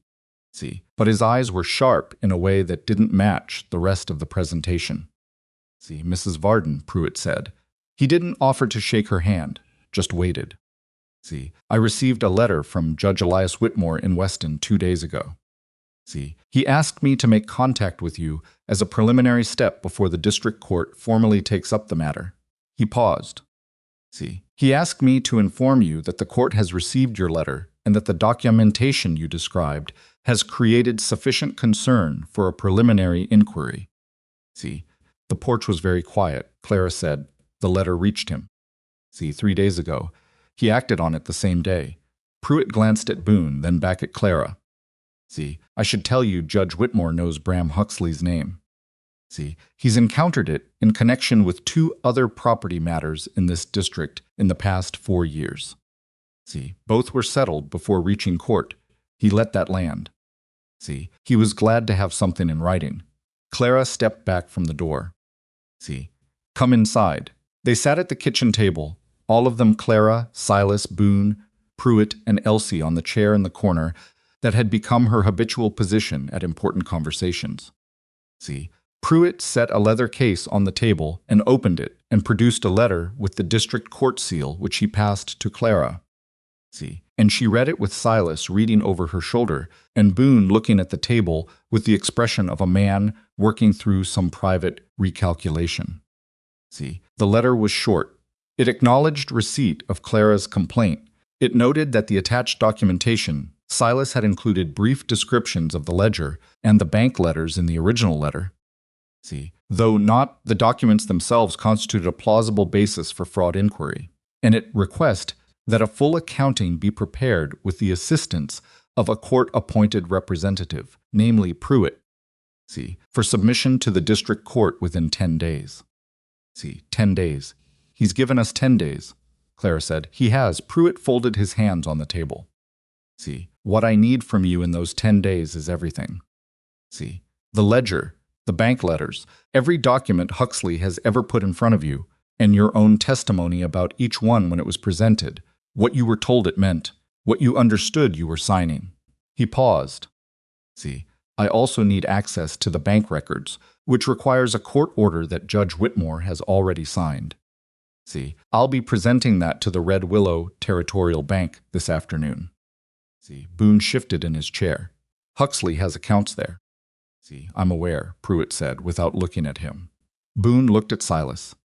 See, something passed between them, not warmth, exactly, but the acknowledgement of two men who were both further into a situation than they'd planned to be. See, he's going to know by end of day, Boone said. When Pruitt walks into that bank with the court order, Huxley will hear about it within the hour. See, I know, Silas said. That might accelerate his timeline. See, that's why we're here today instead of tomorrow. See, Boone was quiet for a moment. He looked at Clara. Mrs. See, Varden, I want you to know that I filed the record you asked for. See, after you left my office on Monday, he paused. I also wrote up a separate account of the incident involving your daughter on the main street. See, I should have done that the same day. I didn't. Another pause, shorter. See, I'm sorry for that. Clara looked at him. It was the look of a woman deciding whether an apology was worth its weight on a particular day. See, thank you, Sheriff, she said. Not warmly, but not dismissively either. See, the acceptance of something that couldn't be changed. See, Boone put his hat back on, which meant he was leaving. See, he stood up. I'm going back to town. I'll be in my office today if anyone needs to find me. He looked at Silas. See, Huxley came to see me yesterday evening about... See, about you. Boone's face was carefully neutral. He told me you'd been making trouble between him and the Varden widow. See, he said he wanted to file a complaint about interference with a legitimate financial arrangement. See, did he? I told him the process for filing complaints. Boone set his hat straight. See, I also told him that I'd received a record of concerns from Mrs. See, Varden, and that any legal matters regarding her property would need to go through proper channels. He paused. See, he didn't like that. I imagine not. He's going to push hard when that court order hits the bank, Boone said. See, just want you to understand that. He nodded to Clara, nodded to Pruitt, and let himself out. See, they heard his horse leave the yard. Pruitt opened his case again. See, Mrs. Varden, could I see the ledger? See, Clara got up and went to the back room where she'd put the oilcloth bundle, and she came back with it and set it on the table and unwrapped it. And Pruitt looked at Gerald Varden's green-covered ledger for a long moment before he touched it. See, like he was reading something in the cover before he opened it. See, then he opened it. He read quietly for a long time. See, nobody spoke. Elsie, in her corner, watched Pruitt with the steady attention she gave to everything she'd decided was important. See, the fire ticked and settled. Outside, Hector was probably testing the corner post again. See, Pruitt turned the last page. He set the ledger down. See, he looked at the bank letters. He read each one twice, which meant he was checking something specific rather than just absorbing the content. See, then he sat back and looked at Clara. This is substantial, he said. See, is it enough? Clara asked. The same question she'd asked Silas 3 nights ago. See, for fraud. Pruitt tented his fingers. The ledger establishes an independent payment record that contradicts the balance Huxley presented at the time of consolidation. See, the bank letters corroborate the payment figures. The discrepancy between the two accounts is not a matter of interpretation, it's arithmetic. He paused. See, what I need to establish with the bank records is where the money went. See, if Huxley received payments that he did not credit to the balance, and if the bank records show those deposits entering his accounts rather than being applied to the note, that's not a paperwork error. He paused again. See, that is theft with documentation. The word landed on the table like something dropped from a height. See, Clara said nothing for a moment. Then he'll say the ledger isn't reliable. See, that Gerald's records don't reflect the full arrangement. See, he'll say that, Pruitt agreed, which is why the bank records matter more than anything else. See, his own account history will either support his story or contradict it, and he cannot alter those records without committing a second crime. He looked at her steadily. See, the bank records are the thing he cannot touch, Mrs. See, Varden. That's what the court order this afternoon is about. See, Clara looked at Silas. He looked back at her. See, they'd arrived at this at a lawyer with a court order and a district judge who knew Huxley's name because of a green ledger under a barn shelf and a 9-year-old who remembered which Tuesday it had been. See, Silas thought about that, sitting at the table in the house Gerald Varden had built, in the kitchen where Clara had made coffee in the dark before dawn, and where Elsie had put her boots by the door every morning for 11 years. See, what do we do now? Clara asked Pruitt. You stay here, Pruitt said. See, on your property. Invisible possession of it. I go to the bank. See, and then we wait to see what Huxley does. Huxley didn't make them wait long. See, by 2 in the afternoon, a rider came to the gate. See, not Doyle this time. A young man in a clean shirt with the uncomfortable look of someone who'd been handed a job he wasn't sure about, carrying an envelope addressed to Mrs. See, Clara Varden in the formal handwriting of a professional. See, Clara opened it at the kitchen table with Pruitt beside her. See, it was a notice of default. Huxley's lawyer, a man named Garrett Fitch, see, who apparently practiced out of a town 40 miles east and had been retained specifically for this, was asserting that Clara had violated the terms of the consolidated note by removing herself and her family from the property for an extended period, by allowing the property to fall into disrepair in ways that diminished its value as collateral, and by engaging in actions designed to interfere with the legitimate financial arrangement between herself and Bram Huxley. The notice demanded immediate repayment of the full claimed balance, $2,100 within 72 hours, failing which Huxley would seek judicial authorization to take possession of the property.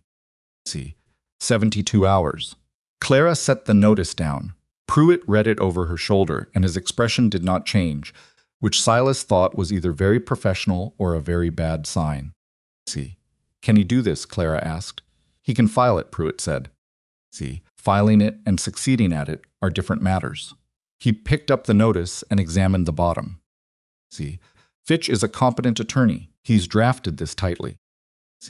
But it depends entirely on the court accepting that the balance he claims is legitimate, which is exactly what we're disputing. He set it down. I need to respond to this today, and I need those bank records. The bank manager, Silas said. Crane. He signed the original letters. He'll know what's in those accounts. He'll also know that Huxley is a significant depositor, Pruitt said, not unkindly. Which is why I have a court order rather than a request. Clara looked at the notice. 72 hours, she said. That's Saturday. Yes, Pruitt said. The court in Weston. Is aware of the timeline. Judge Whitmore anticipated that Huxley would move fast when the inquiry became known. Pruitt picked up his case. He told me in his letter that if an acceleration of this kind occurred, I was to send word immediately, and he would issue a temporary stay of any enforcement actions pending the full hearing.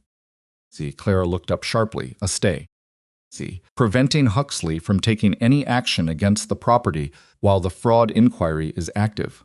Pruitt was already putting the documents back in his case with the efficient movements of a man transitioning from assessment to action. I need to send that word today. Do you have access to a telegraph? Red Willow has a telegraph office, Silas said, next to the post office. Good. Pruitt stood.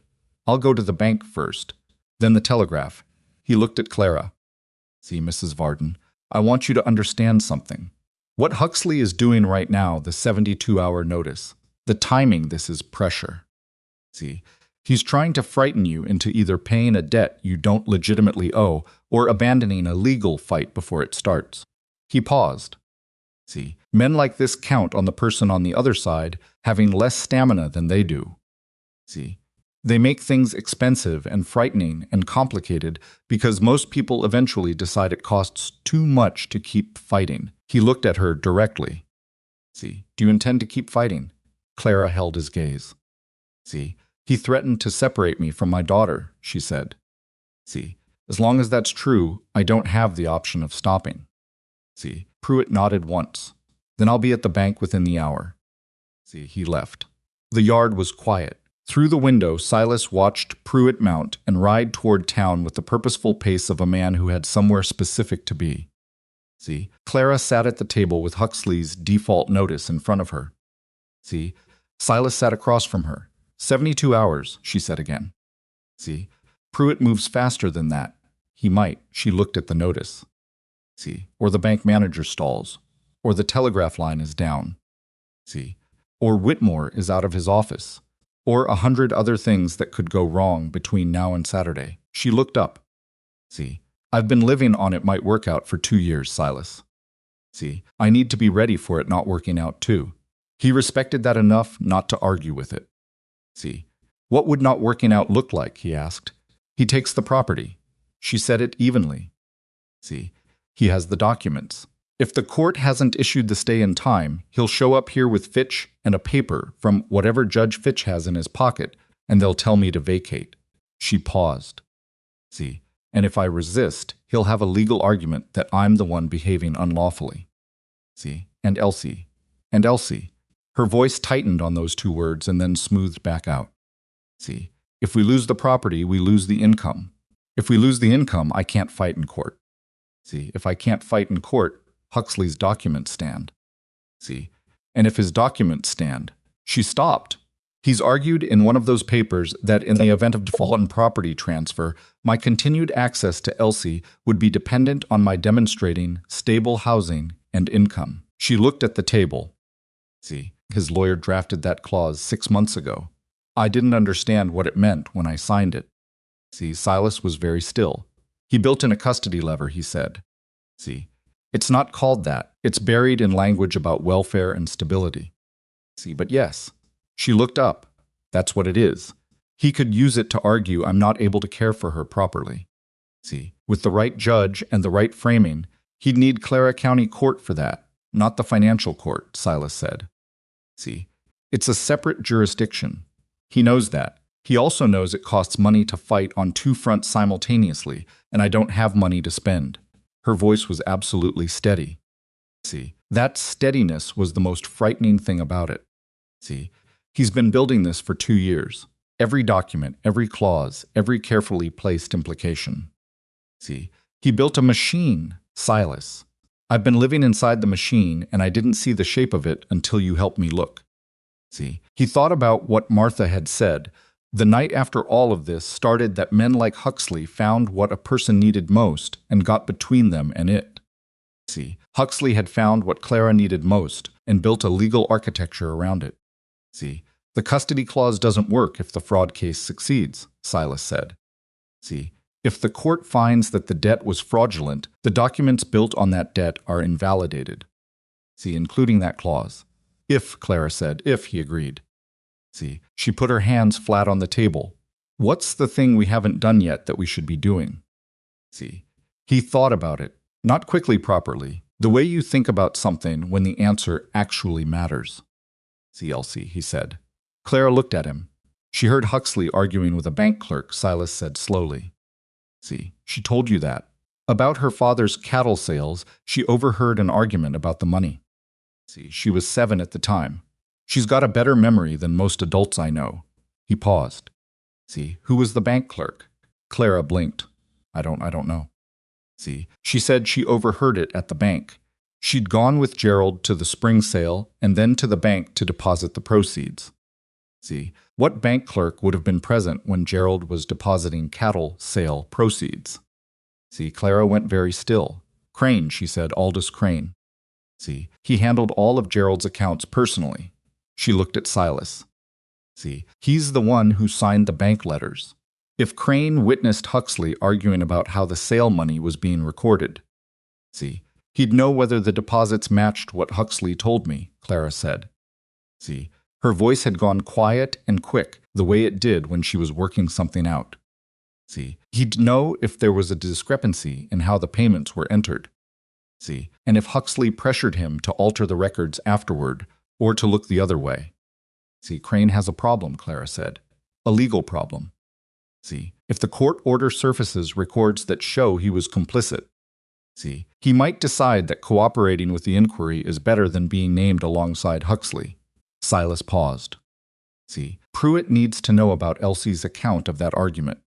See, today, before he gets to the bank, Clara was already standing. See, can you catch him on the road? Silas was already getting his coat. See, he rode hard toward town and caught Pruitt a mile and a half out, and he told him about Elsie, about the overheard argument, about Crane's presence, about the possible implication. And Pruitt listened without interrupting. See, and when Silas finished, the lawyer was quiet for a moment. See, a child's recollection of an argument she heard at age 7, Pruitt said. See, a child with a very exact memory, Silas said. She knew the day of the week for events 2 years ago. See, she remembered details her mother had forgotten. Pruitt thought about this. See, it won't be testimony. Not at her age, not without corroboration. See, it's a direction, Silas said. It tells you where to look in the bank records. See, if Crane entered the deposits differently than what Gerald's ledger shows, if the transaction records show payments coming in but being routed into Huxley's accounts rather than against the note, that's the corroboration. See, Pruitt looked at him with those sharp eyes that didn't match his unremarkable face. See, you've thought about this carefully. I've had a few days. See, what did you do before you were a rancher? Silas held his gaze. See, ranching. Pruitt almost smiled. Almost. I'll go to the bank, he said. See, and I'll be looking at the deposit routing on the spring cattle sale receipts, specifically. He turned his horse back toward town. See, get back to Mrs. Varden. Silas turned back and rode.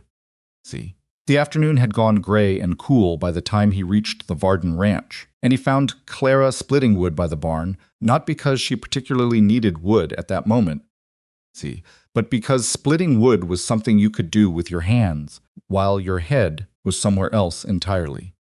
See, he'd done it himself often enough to recognize the function. See, she stopped when she heard him and looked at him over the log she'd been about to set up.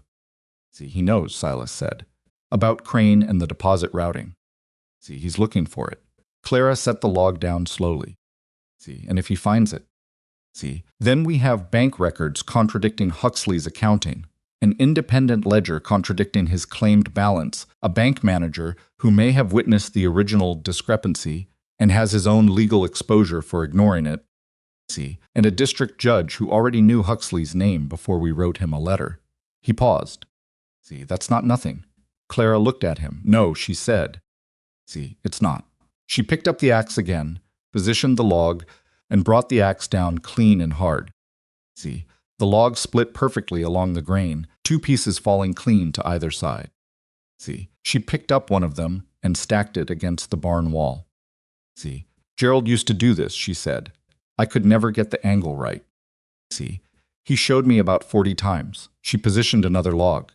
See, took me 3 months after he died before I figured out it was about reading the grain, not about how hard you swing. See, she brought the axe down again. The log split clean. See, I'm going to get my ranch back, she said. Not to Silas specifically. See, not loudly, just stating a fact that she was finished doubting. See, inside the house, Elsie had found one of Martha's old readers on the shelf. Martha had brought it over along with the biscuit supplies, and she was sitting by the window, reading it with an expression of genuine absorption. See, her feet tucked under her on the chair, a glass of water on the sill beside her. See, she looked up when Silas came in. How'd it go? She asked. See, progress, he said. She looked at him with those careful eyes. See, then she nodded, the nod of someone entering a figure in a ledger, and went back to her book. See, outside, Clara kept splitting wood until the pile against the barn was taller than she needed it to be, because sometimes the work wasn't about the wood, and both of them understood that without saying it. See, the sun went down. Pruitt wasn't back yet. See, they ate supper, the last of what Martha had sent over in the buckboard, beans and cornbread and dried apples, and the lamp burned low on the table, and Elsie fell asleep in the chair with the reader open on her lap. See, and Clara left her there because moving a sleeping child always felt like risking something. See, it was past 9 when they heard a horse in the yard. See, Silas was at the door before the knock came. Pruitt stood on the porch with his leather case under his arm and his hat in his hand, and his face doing that thing it did when he was being professionally careful about what he showed. "See, come in," Silas said. Pruitt came in. He looked at Elsie asleep in the chair. "See." He looked at Clara, who had stood up from the table and was watching him with her arms at her sides and her chin level. "See, the bank records," Pruitt said. Aldous Crane was cooperative. He paused. "See, more cooperative than I expected. Why?" Silas asked. "See, because when I presented the court order and told him what we were looking for, he didn't make me look for it." Pruitt set his case on the table and opened it. "See, he had already pulled the relevant records before I arrived." "See, he said he'd been waiting for someone to come with a reason to show them." "See." Clara sat down, hard. Like her legs had made a decision her brain was still catching up to. "See." "He knew," she said. "He knew," Pruitt agreed. "He witnessed the argument your daughter described." "See." Huxley directed him to route the deposit from the spring cattle sale into a separate account, Huxley's operating account, rather than applying it to the consolidated note. "See." Crane recorded the transaction as directed. Pruitt's voice was very even. "See, he's been recording them as directed for 2 years. See, he has the original transaction records, unaltered, because he kept them. See, separately, in the event this day came. The lamp on the table flickered once, settled. See, he kept them," Clara said. "He has a family," Pruitt said. See, and he's been carrying this for 2 years. He pulled a folded document from his case. See, he's prepared to provide a sworn statement to the district court. See, he's also prepared to testify that when he expressed concern about the transaction routing to Huxley, Huxley told him that if he raised any objection, see, he would find a reason to have him removed from his position and ensure he was unable to find work in any bank in this district. See, the room was very quiet. Elsie slept in her chair, one hand curled under her cheek, the reader still open on her lap. See, Clara looked at the papers Pruitt had spread on the table. See, Gerald's numbers running uphill. Bank letters bearing Crane's own signature. See, and now Crane himself sitting somewhere in Red Willow with his conscience and his records and his 2-year-old fear ready to say what he'd seen. See, it's enough, Clara said. Not a question this time. See, Pruitt looked at her. It should be. Outside, Red Willow was quiet the way small towns get after dark, not peacefully quiet, but quietly tense. The way a place gets when something is happening inside it that hasn't fully declared itself yet. See, somewhere in that town, Bram Huxley was in his hotel with his good wool coat and his carefully constructed story. See, and he didn't yet know that the thing he'd counted on, most the bank records that should have told Clara's story his way, had just turned around and told it hers. See, Silas looked at the papers on the table. He looked at Clara. See, she was looking at her husband's ledger, just looking at it. See, the handwriting that ran slightly uphill, the numbers that had been patient enough to survive 2 years under a barn shelf, waiting for someone to come looking. See, she put her hand on the cover. She left it there, and in the chair by the window, Elsie slept on, unknowing, one hand under her cheek, and the reader opened to a page about something entirely else. See, while outside the cold night pressed against the glass, and the case that had been built against her mother's life began, piece by piece, to come apart.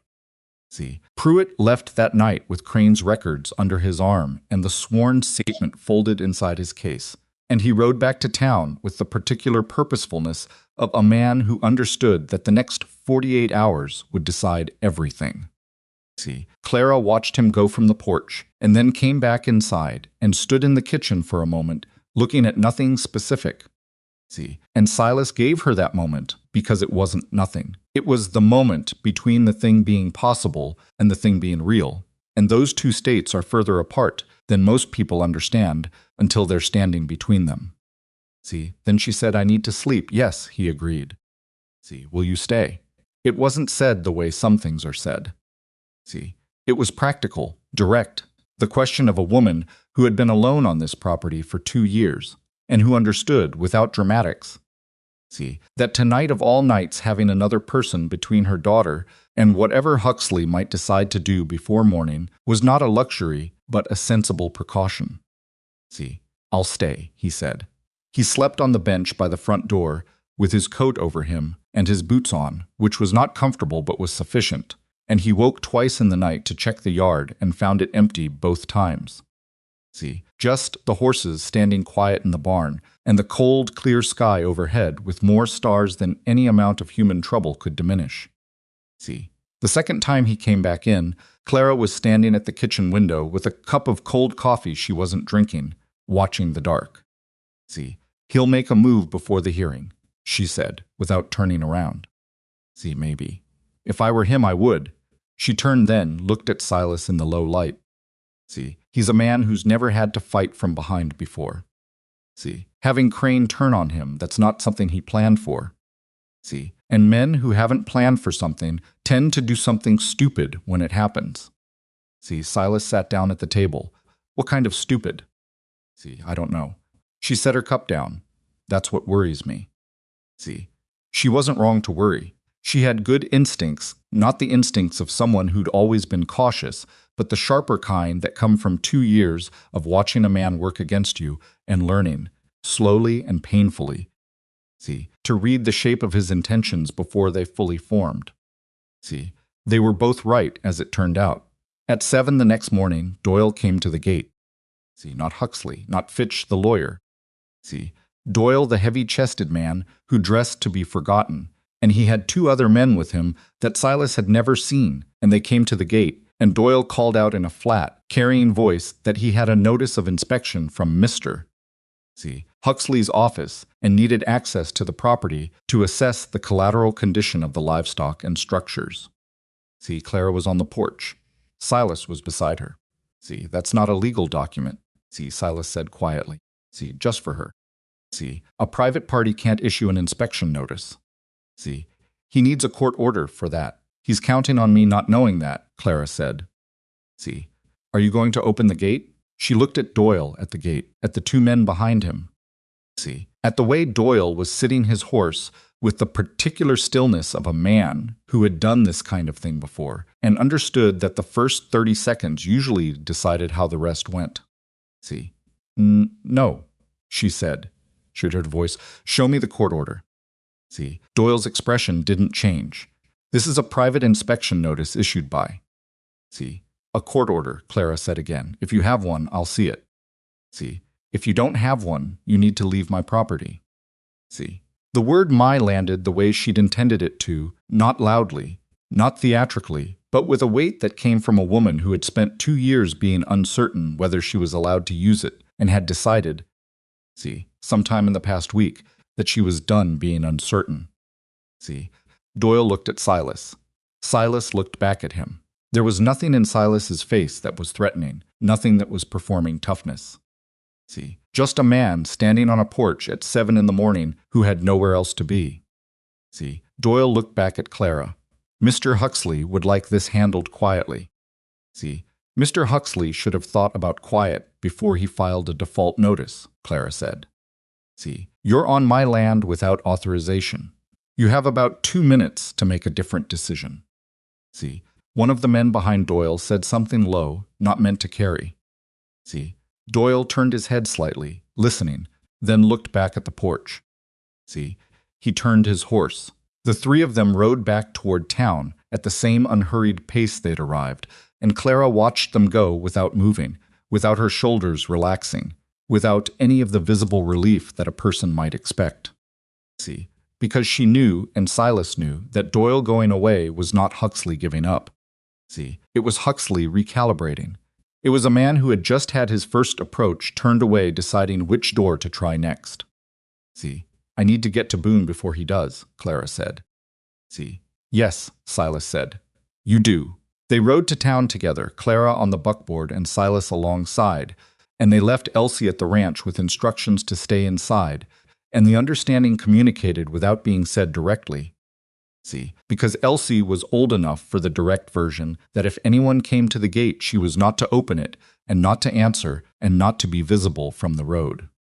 See, Elsie received these instructions with the gravity of a child who had been preparing for exactly this kind of responsibility, whether anyone had intended her to be or not. See, Boone was at his office. He'd been there since early, which told Silas he'd been expecting something. See, Clara laid it out for him Doyle at the gate, the private inspection notice with no court authority behind it. See, the two unidentified men and Boone listened with his hat on the desk in front of him, and his fingers laced, and his expression doing the careful thing it did when he was thinking about what he was obligated to do versus what was comfortable to do. See, and Silas watched him work through it and thought about what Clara had said the night before, about men who'd never fought from behind. See, Boone wasn't in Huxley's pocket. He'd been in Huxley's vicinity, which was different, and the space between those two things was where Silas had been placing his bets for the past week. See, that's not a legal instrument, Boone said about the inspection notice. See, I know, Clara said. If he sends them back with that same document, he's asking them to trespass on private property. See, I know that too. Boone looked at the wall behind her for a moment. See, then he said, I'll ride out there today. I'll be visible. He paused. See, and I'll pay a visit to Huxley's office this morning and make sure he understands that any further approach to your property requires a court order from a judge, not a piece of paper from his own lawyer. See, Clara looked at him. Thank you, Sheriff. Boone picked up his hat. See, I should have made that clear to him a long time ago. He said it to the desk rather than to her, which was its own kind of honesty. See, they were coming out of Boone's office when they nearly walked into Pruitt on the boardwalk. See, he had his case under his arm and his hat slightly askew, which was the closest Silas had seen him come to looking discomposed. See, I was coming to find you, Pruitt said to Clara. I've heard from Weston. See, Clara went very still. Judge Whitmore has issued the stay, Pruitt said. See, as of this morning, Huxley cannot take any enforcement action against the property, cannot initiate any custody proceedings, and cannot compel any payment while the fraud inquiry is active. He paused. See, the hearing is set for 11 days from today. Clara put one hand on the post beside her. See, not dramatically, not the way it happens in stories where the relief is large and visible and clean. See, her hand went to the post the way a person reaches for something solid when the ground shifts, just a small steadying gesture that was over in 2 seconds. And then she straightened, and her face was composed again. See, but Silas had seen it, and it told him everything about how long she'd been holding herself upright without anything to hold on to. See, 11 days, she said. The stay covers that full period and extends automatically if the hearing requires continuation. Pruitt glanced at Silas. See, I also need to tell you something about the bank records. See, they moved off the boardwalk, away from the foot traffic, and stood near the side of the building where the conversation wouldn't carry. See, the deposit routing, Pruitt said, is worse than we estimated.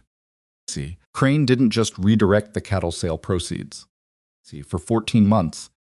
See, he entered every payment Clara made toward the note as a partial transaction, recording half the amount against the debt and routing the other half into what appears to be a secondary operating account controlled by Huxley. He paused. See, the account was opened 6 weeks after Gerald Varden's funeral. See, 6 weeks after the funeral, Clara didn't say anything. See, he opened the account before he even presented you with the consolidated note, Silas said. See, yes, Pruitt's voice was very even. He had the infrastructure in place before the arrangement existed. See, which means this wasn't opportunistic. He identified the Varden property as a target before Gerald was in the ground, set up the mechanism to extract money from it, and then presented the consolidation offer as a favor to a grieving widow. See, the word target. Silas looked at Clara. She was looking at the street at Red Willow going about its morning. See, horses at the posts and women with baskets, and a boy rolling a hoop along the far side, and her face had the expression of someone seeing a place they've lived in for a long time from a slightly different angle, finding it changed. See, how many other properties, she asked. Pruitt hesitated. See, how many other people did he do this to, she said. See, the bank records show 3 other accounts with similar routing patterns, Pruitt said carefully. See, I've flagged them for the district court. They'll be part of the inquiry, but as separate matters. He paused. See, you're not the only one. Clara closed her eyes for exactly 1 second. See, then opened them. But I'm the one who found the ledger. See, you're the one who found the ledger, Pruitt agreed. See, they were quiet for a moment on the side of the building, with the town going past them. See, I want to be in that courtroom, Clara said. You'll be there, Pruitt said. See, you're the primary complainant. Your testimony is essential. See, I want to say all of it, she said. Not just the numbers. See, all of it. See, the documents. See, the threats. See, what he said about Elsie. See, what 2 years of this did to my ranch. See, what it did to my daughter. See, she looked at Pruitt directly. See, I want a judge to hear it. He will, Pruitt said. See, every word of it. The 11 days that followed were not peaceful exactly, but they had a different quality from the days before. See, the stay meant Huxley couldn't move against the property, which meant the threat shifted from immediate to impending, and impending is something a person can work with. See, Clara went back to her ranch and worked it. Silas came over most days, not announced, not making a production of it, just arriving and finding something that needed doing and doing it. See, he fixed 3 sections of fence. He helped move the cattle to better grazing on the east pasture.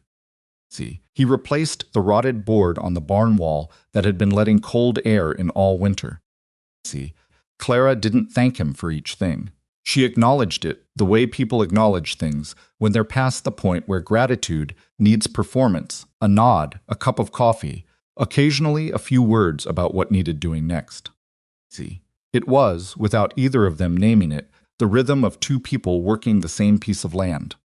See, Elsie watched all of this. She had a child's accuracy about the things adults try to keep ambiguous. See, she saw how Clara stopped tensing when she heard Silas's horse in the yard. See, she saw how Silas noticed, without being asked, when a task needed doing. See, she stored these observations in the careful ledger she kept of the world, without commenting on them, because she was a child who had learned that naming things sometimes made them fragile. See, but she started talking more. See, not to anyone in particular at first, just narrating things as she noticed them, the way she'd apparently done when she was younger, before the years of listening for Huxley's footsteps had taught her that quiet was safer. See, she told Silas, one afternoon while he was checking the east fence, that Hector had figured out the corner post again, and was she the only one who was going to do anything about it. See, she told him that the tabby cat from the barn had started coming to the house door in the mornings, and her mother kept feeding it scraps and saying she wasn't going to, and that this was obviously untrue. See, she told him she'd been reading the farm equipment catalog Martha had left behind, and she had questions about the efficiency of the new mechanical fencing systems, and whether they were actually better or just more expensive. See, he answered all of these, seriously, without talking down, without the particular condescension that adults sometimes use on children as a substitute for actual engagement. See, she noticed that. She stored it. One afternoon, she said, without preamble, while they were both watching Hector from the fence, "Do you think people can tell when someone's going to help them before they know it for sure?" See, he thought about this. "What do you mean?" "When I ran into you on the street," she said. See, I didn't know you, but I asked you. She paused. "I've thought about why I asked you and not someone else." See, he waited. "I think it's because you looked like you'd already decided," she said. See, most people look like they're trying to figure out if something is their problem. See, you looked like you'd already figured it out. Silas looked at Hector. See, and what had I figured out? That it was, Elsie said. See, simply as a fact. He didn't answer that, but he thought about it for a long time afterward. See, the hearing at the district court in Weston required 2 days of travel each way, and Pruitt arranged it so that Clara and Silas and Elsie rode together in a hired coach. See, with the oilcloth bundle and the bank records and the sworn statements packed in Pruitt's case, and they made the trip in the late autumn cold with blankets over their laps, and the landscape going by outside. See, brown and wide and indifferent to human courtroom schedules. See, Elsie slept most of the first day's travel, which Clara said was unusual, and Silas thought it was probably the accumulated exhaustion of weeks of managed fear finally finding a safe moment to let go. See, Clara didn't sleep. See, she looked out the window and was quiet. And once, when she thought Silas was dozing, she took out Gerald's ledger and opened it and ran her finger along one of the columns of numbers, just lightly, just touching the ink, and then closed it again. See, he wasn't dozing, but he kept his eyes closed because that was hers. See, Weston was larger than Red Willow, with the particular busyness of a county seat, more horses, more commerce, a courthouse that had actual columns in front of it, and the self-satisfied look of a building that knew it mattered. See, they put up at a hotel near the court, 2 rooms, and had supper in the dining room. And Elsie ate with the focused appetite of a child who had been growing all year without quite enough food to match it. See, and Clara watched her eat with the expression of a woman adding something to a private accounting. See, the morning of the hearing, Huxley arrived with Fitch and 2 other men who had the look of legal consultants, the kind hired to fill chairs and look expensive. See, Huxley himself had dressed very carefully, the good wool coat. See, everything pressed. He looked like a man who had decided that if he looked correct enough, things would correct themselves around him. See, he looked at Clara when she came into the courtroom. See, not at Silas, not at Pruitt, at Clara. She looked back at him. See, it lasted about 3 seconds, and then they both looked elsewhere, and nothing about it was dramatic. See, but Silas had the sense that something had been settled in those 3 seconds that was separate from anything the court was always going to decide. That Clara Varden had looked at the man who had spent 2 years diminishing her life and found that he was, see, up close, a smaller thing than the shape he'd cast over everything. See, Judge Elias Whitmore was 70 and looked it, with the white hair and the careful movements of a man whose body had become high maintenance. See, but his eyes were completely alert, and he ran his courtroom the way you'd run a complicated piece of machinery, with attention to each component and no tolerance for noise. See, Fitch opened for Huxley. He was good. See, he was organized.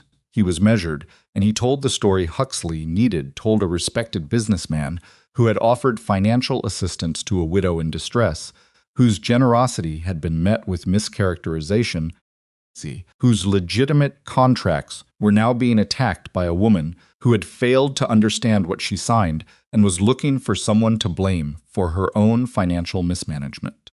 See, he said the word widow 3 times in the first 10 minutes. See, Silas counted. He said the ledger was an incomplete personal record kept by a man who had not fully understood his own financial arrangements. See, he said that Aldous Crane's testimony should be viewed with skepticism, given that Crane had now positioned himself as a whistleblower in order to avoid his own culpability. See, he said that Silas Mercer's involvement in the matter was the intervention of an interested party with personal motivations that had nothing to do with justice. See, he was measured and professional, and Silas thought, sitting in the gallery behind Clara, that if you hadn't spent 2 weeks reading Gerald's ledger and watching Elsie teach herself not to flinch at doorways, see, Fitch's version of events would sound quite reasonable. See, Pruitt let him finish. See, then Pruitt stood up. See, and he was quiet for a moment. See, and he said, "See, Your Honor. See, we have bank records." See, he didn't say it dramatically, just stated it the way you state something that is simply true. See, and then he laid it out. He laid out the opening balance discrepancy, Gerald's ledger against Huxley's claimed figure, an $800 inflation before any document had been signed. See, he laid out the payment records, 23 entries in Gerald's hand, each one confirmed by Crane's own deposit slips, showing a balance that had almost reached 0 before Gerald's death. See, he laid out the secondary account opened 6 weeks after the funeral, structured specifically to receive the money that should have been applied to the consolidated note. See, he laid out 14 months of split transaction records, each one showing half a payment credited against the debt and half routed elsewhere. See, he laid out Crane's sworn statement, and Crane himself was there to confirm it, sitting very straight in the witness chair with the look of a man who had been carrying something uncomfortable for a long time and was relieved to set it down. See, even knowing the setting down came with its own costs. See, Fitch objected 4 times. Whitmore sustained one objection on a procedural technicality and overruled the other three without visible emotion. See, then Clara testified. See, she sat in the witness chair in the same practical clothes she wore to work, because she hadn't dressed up, because Pruitt had told her not to, because dressing up would have looked like performance, and performance was Huxley's territory. See, she looked at Whitmore, not at Huxley, and she told the truth about all of it, the funeral, the consolidation offer that had seemed like generosity, the documents she'd signed that she hadn't understood, the balance that never went down, see, the income that disappeared into a management fee she'd never agreed to, the inspection notice without a court order, the rider who watched her fence line, see, and the clause about Elsie that had been built into a financial document where it had no business being. See, she said all of it clearly and without theater, and she was not perfect in the telling she lost her place twice, corrected herself once on a date, paused for longer than felt comfortable at the part about Elsie. See, and had to stop and take a breath before she could continue. See, she was not a polished witness, she was a real one. See, Fitch cross-examined her for 40 minutes. He was trying to find a crack, a contradiction, a moment where the story didn't match itself. See, he pushed on the ledger's completeness. He pushed on whether she'd understood the terms of the consolidation. See, he pushed on the nature of Silas's involvement, with implications left deliberately vague but pointed. See, Clara answered every question with the same flat, direct accuracy she'd used all morning. See, when Fitch asked whether she'd relied on the advice of Mr. See, Mercer, a man with no legal training and a personal interest in her situation in making decisions about her financial and legal affairs, she said, Mr. See, Mercer read documents with me and helped me understand what they contained. See, any rancher in this county should have the right to ask someone to help them read what they're signing. See, if I'd been able to afford a lawyer 2 years ago, I would have done that instead. See, Whitmore's expression didn't change. But Silas thought from his seat in the gallery, watching the judge's face, that something registered. See, Fitch sat down. Pruitt rested. Whitmore called a recess. See, in the hallway outside the courtroom, Clara stood against the wall and looked at the ceiling for about 30 seconds. And then she looked at Pruitt and said, "How did we do?" See, well, Pruitt said, "That's not a number." "No," he agreed. See, it isn't. He glanced at his case. "The bank records are the thing." See, Fitch has no answer for the bank records. Clara nodded. See, she found Silas standing a little ways down the hall, and she walked to him and stood beside him, and she said nothing. For a moment, just stood there, and he stood there too, and that was sufficient. See, Elsie was sitting on a bench near the window at the end of the hall, watching the street below. See, when Clara went to sit beside her, Elsie leaned into her mother's side without ceremony, just shifted her weight over, and Clara put her arm around her daughter's shoulders and held on. See, they came back into the courtroom when Whitmore called them. See, Huxley had been speaking quietly with Fitch during the recess, and when he sat back down, something in his posture had shifted. See, not broken, not yet, but adjusted, recalibrated. See, the posture of a man who had just had a private conversation about probability. See, Whitmore settled himself. He looked at the papers in front of him. See, he looked at the room, then he looked at Huxley. "Mr. See, Huxley," he said, "the court has reviewed the financial records presented today. See, I have some specific questions about the secondary account opened at the Red Willow Territorial Bank on March 14th, 1885. See, Fitch started to rise. "Your Honor, if I may, I'm asking your client," Whitmore said. See, not loudly, just finally. Fitch sat back down. Huxley looked at Whitmore. See, his face was still composed. His coat was still pressed. See, he had spent decades being the man in the room who held all the angles, who had done the accounting before anyone else arrived, who knew which doors were open and which were closed. See, he was trying to find the angle now, and Silas, watching from the gallery, could see him looking for it and not finding it. See, the account, Whitmore said, received deposits from the Varden account over 14 months, totaling $930 according to the records provided. See, can you explain the purpose of that account? A pause. See, Not long, but visible. It was an operating account, Huxley said. C. For administrative costs associated with managing the Varden debt arrangement. C. Administrative costs, Whitmore repeated. Were those costs disclosed to Mrs. C. Varden in any of the documents she signed? Another pause. C. They were covered under the operational oversight clause, Huxley said. C. The clause, Whitmore said, which Mrs. Varden testified she was told related to bank tracking for reporting purposes. He looked down at the papers. C. The clause which does not on its face specify any management fee or operational withdrawal amount. He set the papers down. C. Mr. Huxley. The ledger kept by Gerald Varden, corroborated by the bank's own original transaction records, shows a balance of $412 at the time of his death. C. The balance you presented to Mrs. Varden at the time of consolidation was $2,100. C. I'd like you to account for that discrepancy. Fitch was on his feet. C. Your Honor. The consolidated note was based on figures provided by your client, Whitmore said. C. I'm asking where those figures came from. He looked at Huxley again. C. Mr. Huxley.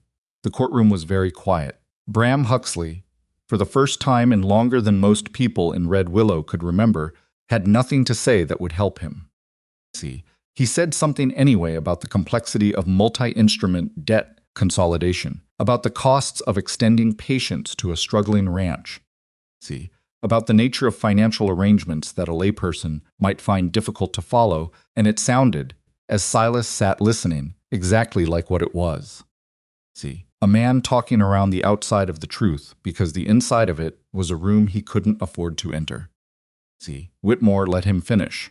Then Whitmore said, Court will recess until 9 o'clock tomorrow morning. C. What happened in that recess, Silas learned afterward mostly from Pruitt, who learned it from the clerk, who had been present for the relevant conversation.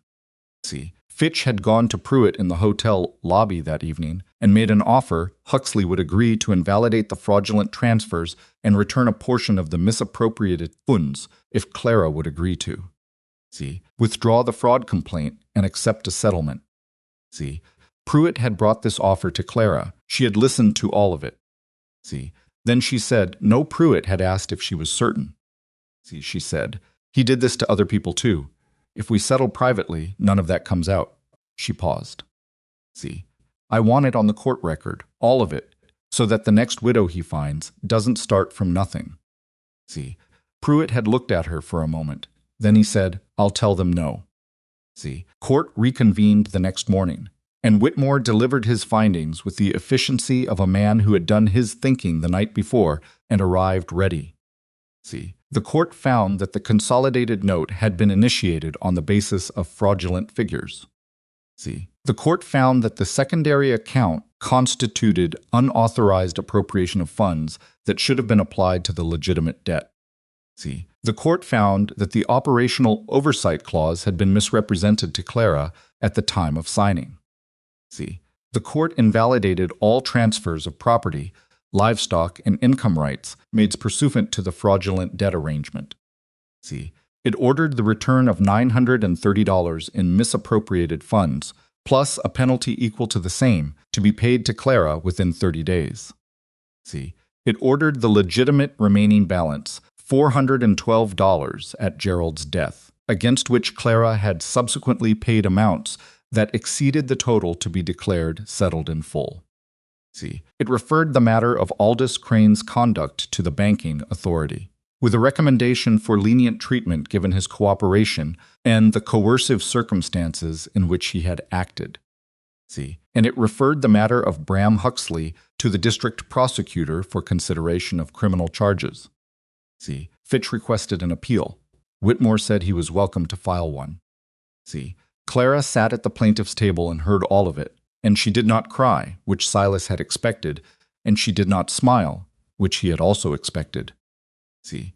She looked at the judge and listened to each sentence, and when it was over, she nodded once, the nod of someone entering a final figure in a long column of numbers and finding that the total came out right. C. Outside the courthouse, on the steps, with Weston going about its afternoon around them, she stood for a moment in the thin winter light and breathed. C. Then she turned to Pruitt and shook his hand and said, "Thank you." And then to Silas, she said nothing, just looked at him, and what was in her face was not gratitude exactly, or not only that, but recognition. See, the look of one person seeing another person clearly, without the distance that crisis creates for the first time. See, Elsie was beside her mother, and she had been listening to all of it with characteristic attentiveness, and now she looked up at Silas and said, "Does this mean Hector can stay?" See, something in Silas's chest that had been tight for 10 days released all at once. "See, Hector can stay," he said. Elsie nodded. "Good, he's difficult enough without moving him." See, the ride back to Red Willow took 2 days, the same as the ride out, but it felt different in the way that the same distance feels different depending on what you're carrying. See, Clara slept on the second day, the deep, unguarded sleep of someone who has finally let something go, her head against the side of the coach, and Elsie sat across from her reading the book she'd brought. See, and Silas looked out the window at the country, going by, and thought about things that didn't have clean names yet. See, Red Willow received the news the way small towns receive the news of large events in pieces, imperfectly, with some details right and some details elaborated. See, what filtered through quickly was the part about the bank records and Crane's testimony, because that was the part with the most texture, the most human failure and human courage bound up together. See, what filtered through more slowly was the part about the other accounts, the other arrangements, with other properties and other struggling owners. And that part, when it came, see, changed the way people looked back at the years of Huxley's operation in their town. See, there's a specific discomfort that comes from realizing something has been happening in a place you live, and you didn't see it or didn't say anything about it. See, Red Willow sat with that discomfort, and Silas thought that was probably appropriate. See, discomfort of that kind is what makes places change. See, Huxley left town before the criminal referral was formally served. See, he went somewhere east, the story went, though nobody tracked it precisely and nobody particularly tried. See, his influence in Red Willow collapsed not with a dramatic event, but with a gradual withdrawal the way a tide goes out, leaving behind the ordinary landscape it had been covering. See, Boone came to the Varden Ranch 2 weeks after the hearing. See, he came in the late afternoon and tied his horse and stood at the gate and called out, and Clara came to the porch and he said, standing at the gate, hat in his hands, "See, I wanted to tell you myself that Huxley's properties in the county have been ordered frozen pending the criminal investigation. See, including the claim he filed against your land. It's off the record as of this morning." See, Clara said, "Thank you, Sheriff." He nodded. "I should have come to you sooner," he said it to the gatepost. See, "You came now," she said, which was not the same as saying it didn't matter, and not the same as saying it was all right. See, just the acknowledgement of what was, rather than what should have been. See, Boone left. Clara went back inside. See, Silas was there because he had been coming over most days, still not because there were emergencies anymore, but because the rhythm of showing up had established itself, and neither of them had given a reason to break it. See, he was mending a harness at the kitchen table when she came back in. See, "Boone," she said, "I heard." She sat down across from him. See, she looked at his hands working the leather. "You're getting better at that." See, "I'm not bad at it. I've just been using my own equipment long enough that it doesn't need much." See, she watched him work for a moment. "I've been thinking." See, "About what?" "About the spring," she said. "The herd is small, but it's sound." See, "With the return funds I can buy 5, maybe 6 more head before the season turns." See, "The north pasture is better than it looks." Gerald knew that. He was always saying it needed one good season of proper management to come back. She paused. See, "I think he was right. I think he probably was." See, she looked at her hands on the table. "I've also been thinking that working this property alone, actually working it properly, not just keeping it alive, is going to be harder than I've been pretending." See, he set the harness down, looked at her. "Elsie helps," she said. See, "More than a child should have to, and I don't want that for her." See, "I want her to help because she chooses to, not because there's no other option." She met his eyes. See, "I'm not saying this to make you feel obligated. I know that." See, I'm saying it because I've been honest with you about everything else, and it seems like the wrong time to stop. See, he looked at the harness. He looked at her. He thought about 8 years of a ranch that was practical and sufficient and quiet, and the difference between quiet and empty, and how long it had taken him to understand that the difference was real. See, I'm not going anywhere, he said. Clara looked at him. See, that's not the same as having a plan. No, he agreed. See, but it's where plans start. She almost smiled. Not quite. See, but the shape of it was there. Don't rush it, she said. See, I wasn't planning to. She picked up the other end of the harness and started working the second strap, not because she needed to help, but because sitting still wasn't something she did well when her hands were available. See, and they worked across the table from each other in the late afternoon light, with the fire going low and Elsie somewhere in the back of the house, singing something quiet and half-formed, not a real song. See, just sounds that were feeling their way toward music, the way she was feeling her way back toward herself. See, Clara stopped working. She looked up, listened. Silas listened too. See, Elsie's voice moved through the house. See, shapeless and unhurried. See, the sound of a child who had forgotten, see, for a moment, see, to monitor how she sounded. See, the sound of a 9-year-old who had spent a year and a half silent and was starting, cautiously, to remember that she was allowed to be loud. See, Clara set down the harness strap. Her hands were flat on the table. See, her jaw was working. She used to sing at breakfast, she said. See, very quietly. I do that, you did. She pressed her lips together. See, let out a breath. Okay, she said. Not to Silas, to herself. See, to the room. To something she'd been waiting to be able to say. See, okay.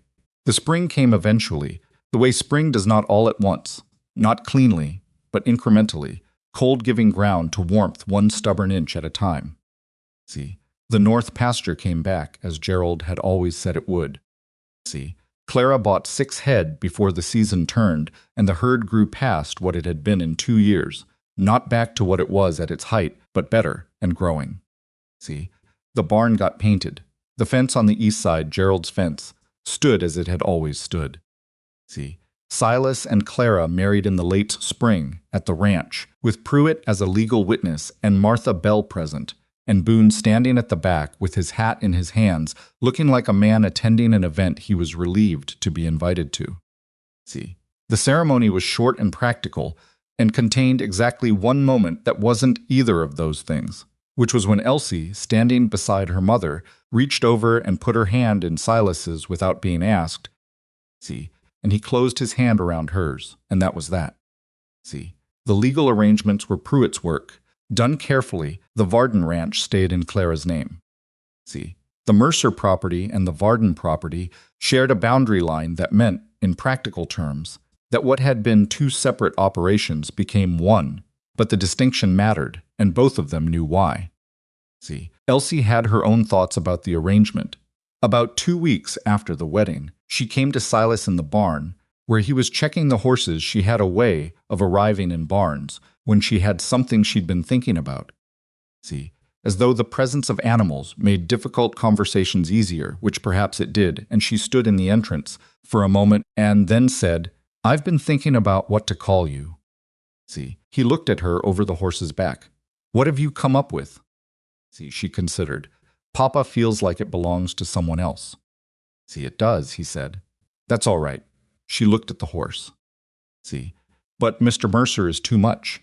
"It is," he agreed. She was quiet for a moment, working through it with the methodical care she applied to everything she decided was important. "See, Silas is fine," she said finally. For now, he agreed. See, she nodded, satisfied with this as a provisional arrangement, and went back to whatever she'd been doing. See, he stood in the barn for a while after she left, not doing anything in particular, just being in the space she'd just occupied. And he thought about what she'd said for now, and he understood that for now was not a small thing.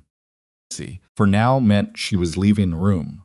For now meant she expected there to be a later, and that later might look different, and she was willing to let it develop without forcing it into a shape before it was ready. See, she was 9 years old. She'd learned that from 2 years of surviving carefully.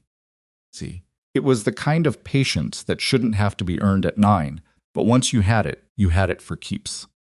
See, he went back to checking the horses. The following autumn, the herd was at 30 head, and Clara was talking about expanding the east pasture. See, Elsie started school in Red Willow, something that had been impossible when Huxley's control over their finances had made the simple cost of a school session feel like a luxury. See, she went on the first day with a certain careful dignity, the dignity of a child who has done harder things than this and knows it. See, and she came home that afternoon with ink on her fingers and opinions about the other students, and the information that the reader they were using was 2 years behind what she'd already worked through on her own. See, Clara told her that was good. It meant she'd have time to think while everyone else caught up. See, Elsie accepted this assessment. That winter, one evening, she called Silas something else in passing, not addressing him directly, but in the middle of a sentence about something else. See, the way children drop the important things sideways when they don't want to make too much of them.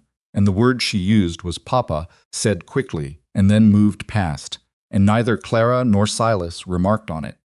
See, and Elsie didn't look up from what she was doing, and the sentence continued, and the evening continued, and supper was ready, and the fire was warm. See, some things arrive not with the weight of a decision, but with the lightness of something that has simply become true, and the best response is to receive them quietly and let them settle into the place they've already found. See, Silas thought later that this was perhaps the thing he'd understood least about his own life before all of this, that he'd confused the absence of difficulty with the presence of peace. See, and that the two were so unlike each other that it was almost embarrassing to have mixed them up for 8 years. See, an empty house is quiet, but quiet and home are not synonyms, and he had learned the difference the way most real things get learned, not in a moment of clarity, but in the accumulation of ordinary days that add up over time, see, to something you couldn't have described in advance, but that you recognize, once it's there, as the thing you'd been waiting for without knowing you were waiting. See, what had started on a dusty street with a frightened child and a man with no particular reason to intervene had become, see, through the grinding and imperfect work of days, through ledgers and lawyers and 72-hour notices and bank records and the testimony of a man who'd kept the evidence of his own complicity for 2 years because some part of, see, him couldn't let it disappear something ordinary. See, not perfect, not without the evidence of what it had cost. See, Clara's ranch still bore the signs of the 2 years when money had been tight and deferred repairs had piled up. See, Silas still sometimes woke in the night and lay listening to the unfamiliar sounds of a house that held other people, adjusting to a life that was fuller than he'd let himself want. See, Elsie still occasionally went quiet in the way she had when Huxley's shadow was present everywhere, not from fear anymore, but from the habit of caution that takes longer to leave than the thing that caused it. See, but the cattle were sound, the fence lines were straight. See, the north pasture had come back, as Gerald had always known it would. See, and in the mornings, when the house was waking up and the fire was being built, and someone was trying to explain to the barn cat that he was not, under any circumstances, see, an indoor animal in those ordinary mornings that are the actual texture of a life Elsie sang. See, not always a real song, sometimes just sounds, sometimes something she was making up as she went, half-formed and meandering and entirely hers. See, but present, and that, in the end, was the whole of it, not the courtroom, not the ledger, not even the moment. Huxley's face had gone quiet when the bank records were laid on the table. See, those were the events that made the story. See, but the story itself was this. A woman had refused to be reduced to the size of her debt. A child had refused to stop existing inside her fear, and a man who had spent 8 years perfecting his solitude had discovered, see, one ordinary morning at a time, that the house he'd been living in was not the same thing as the home he hadn't known he was missing.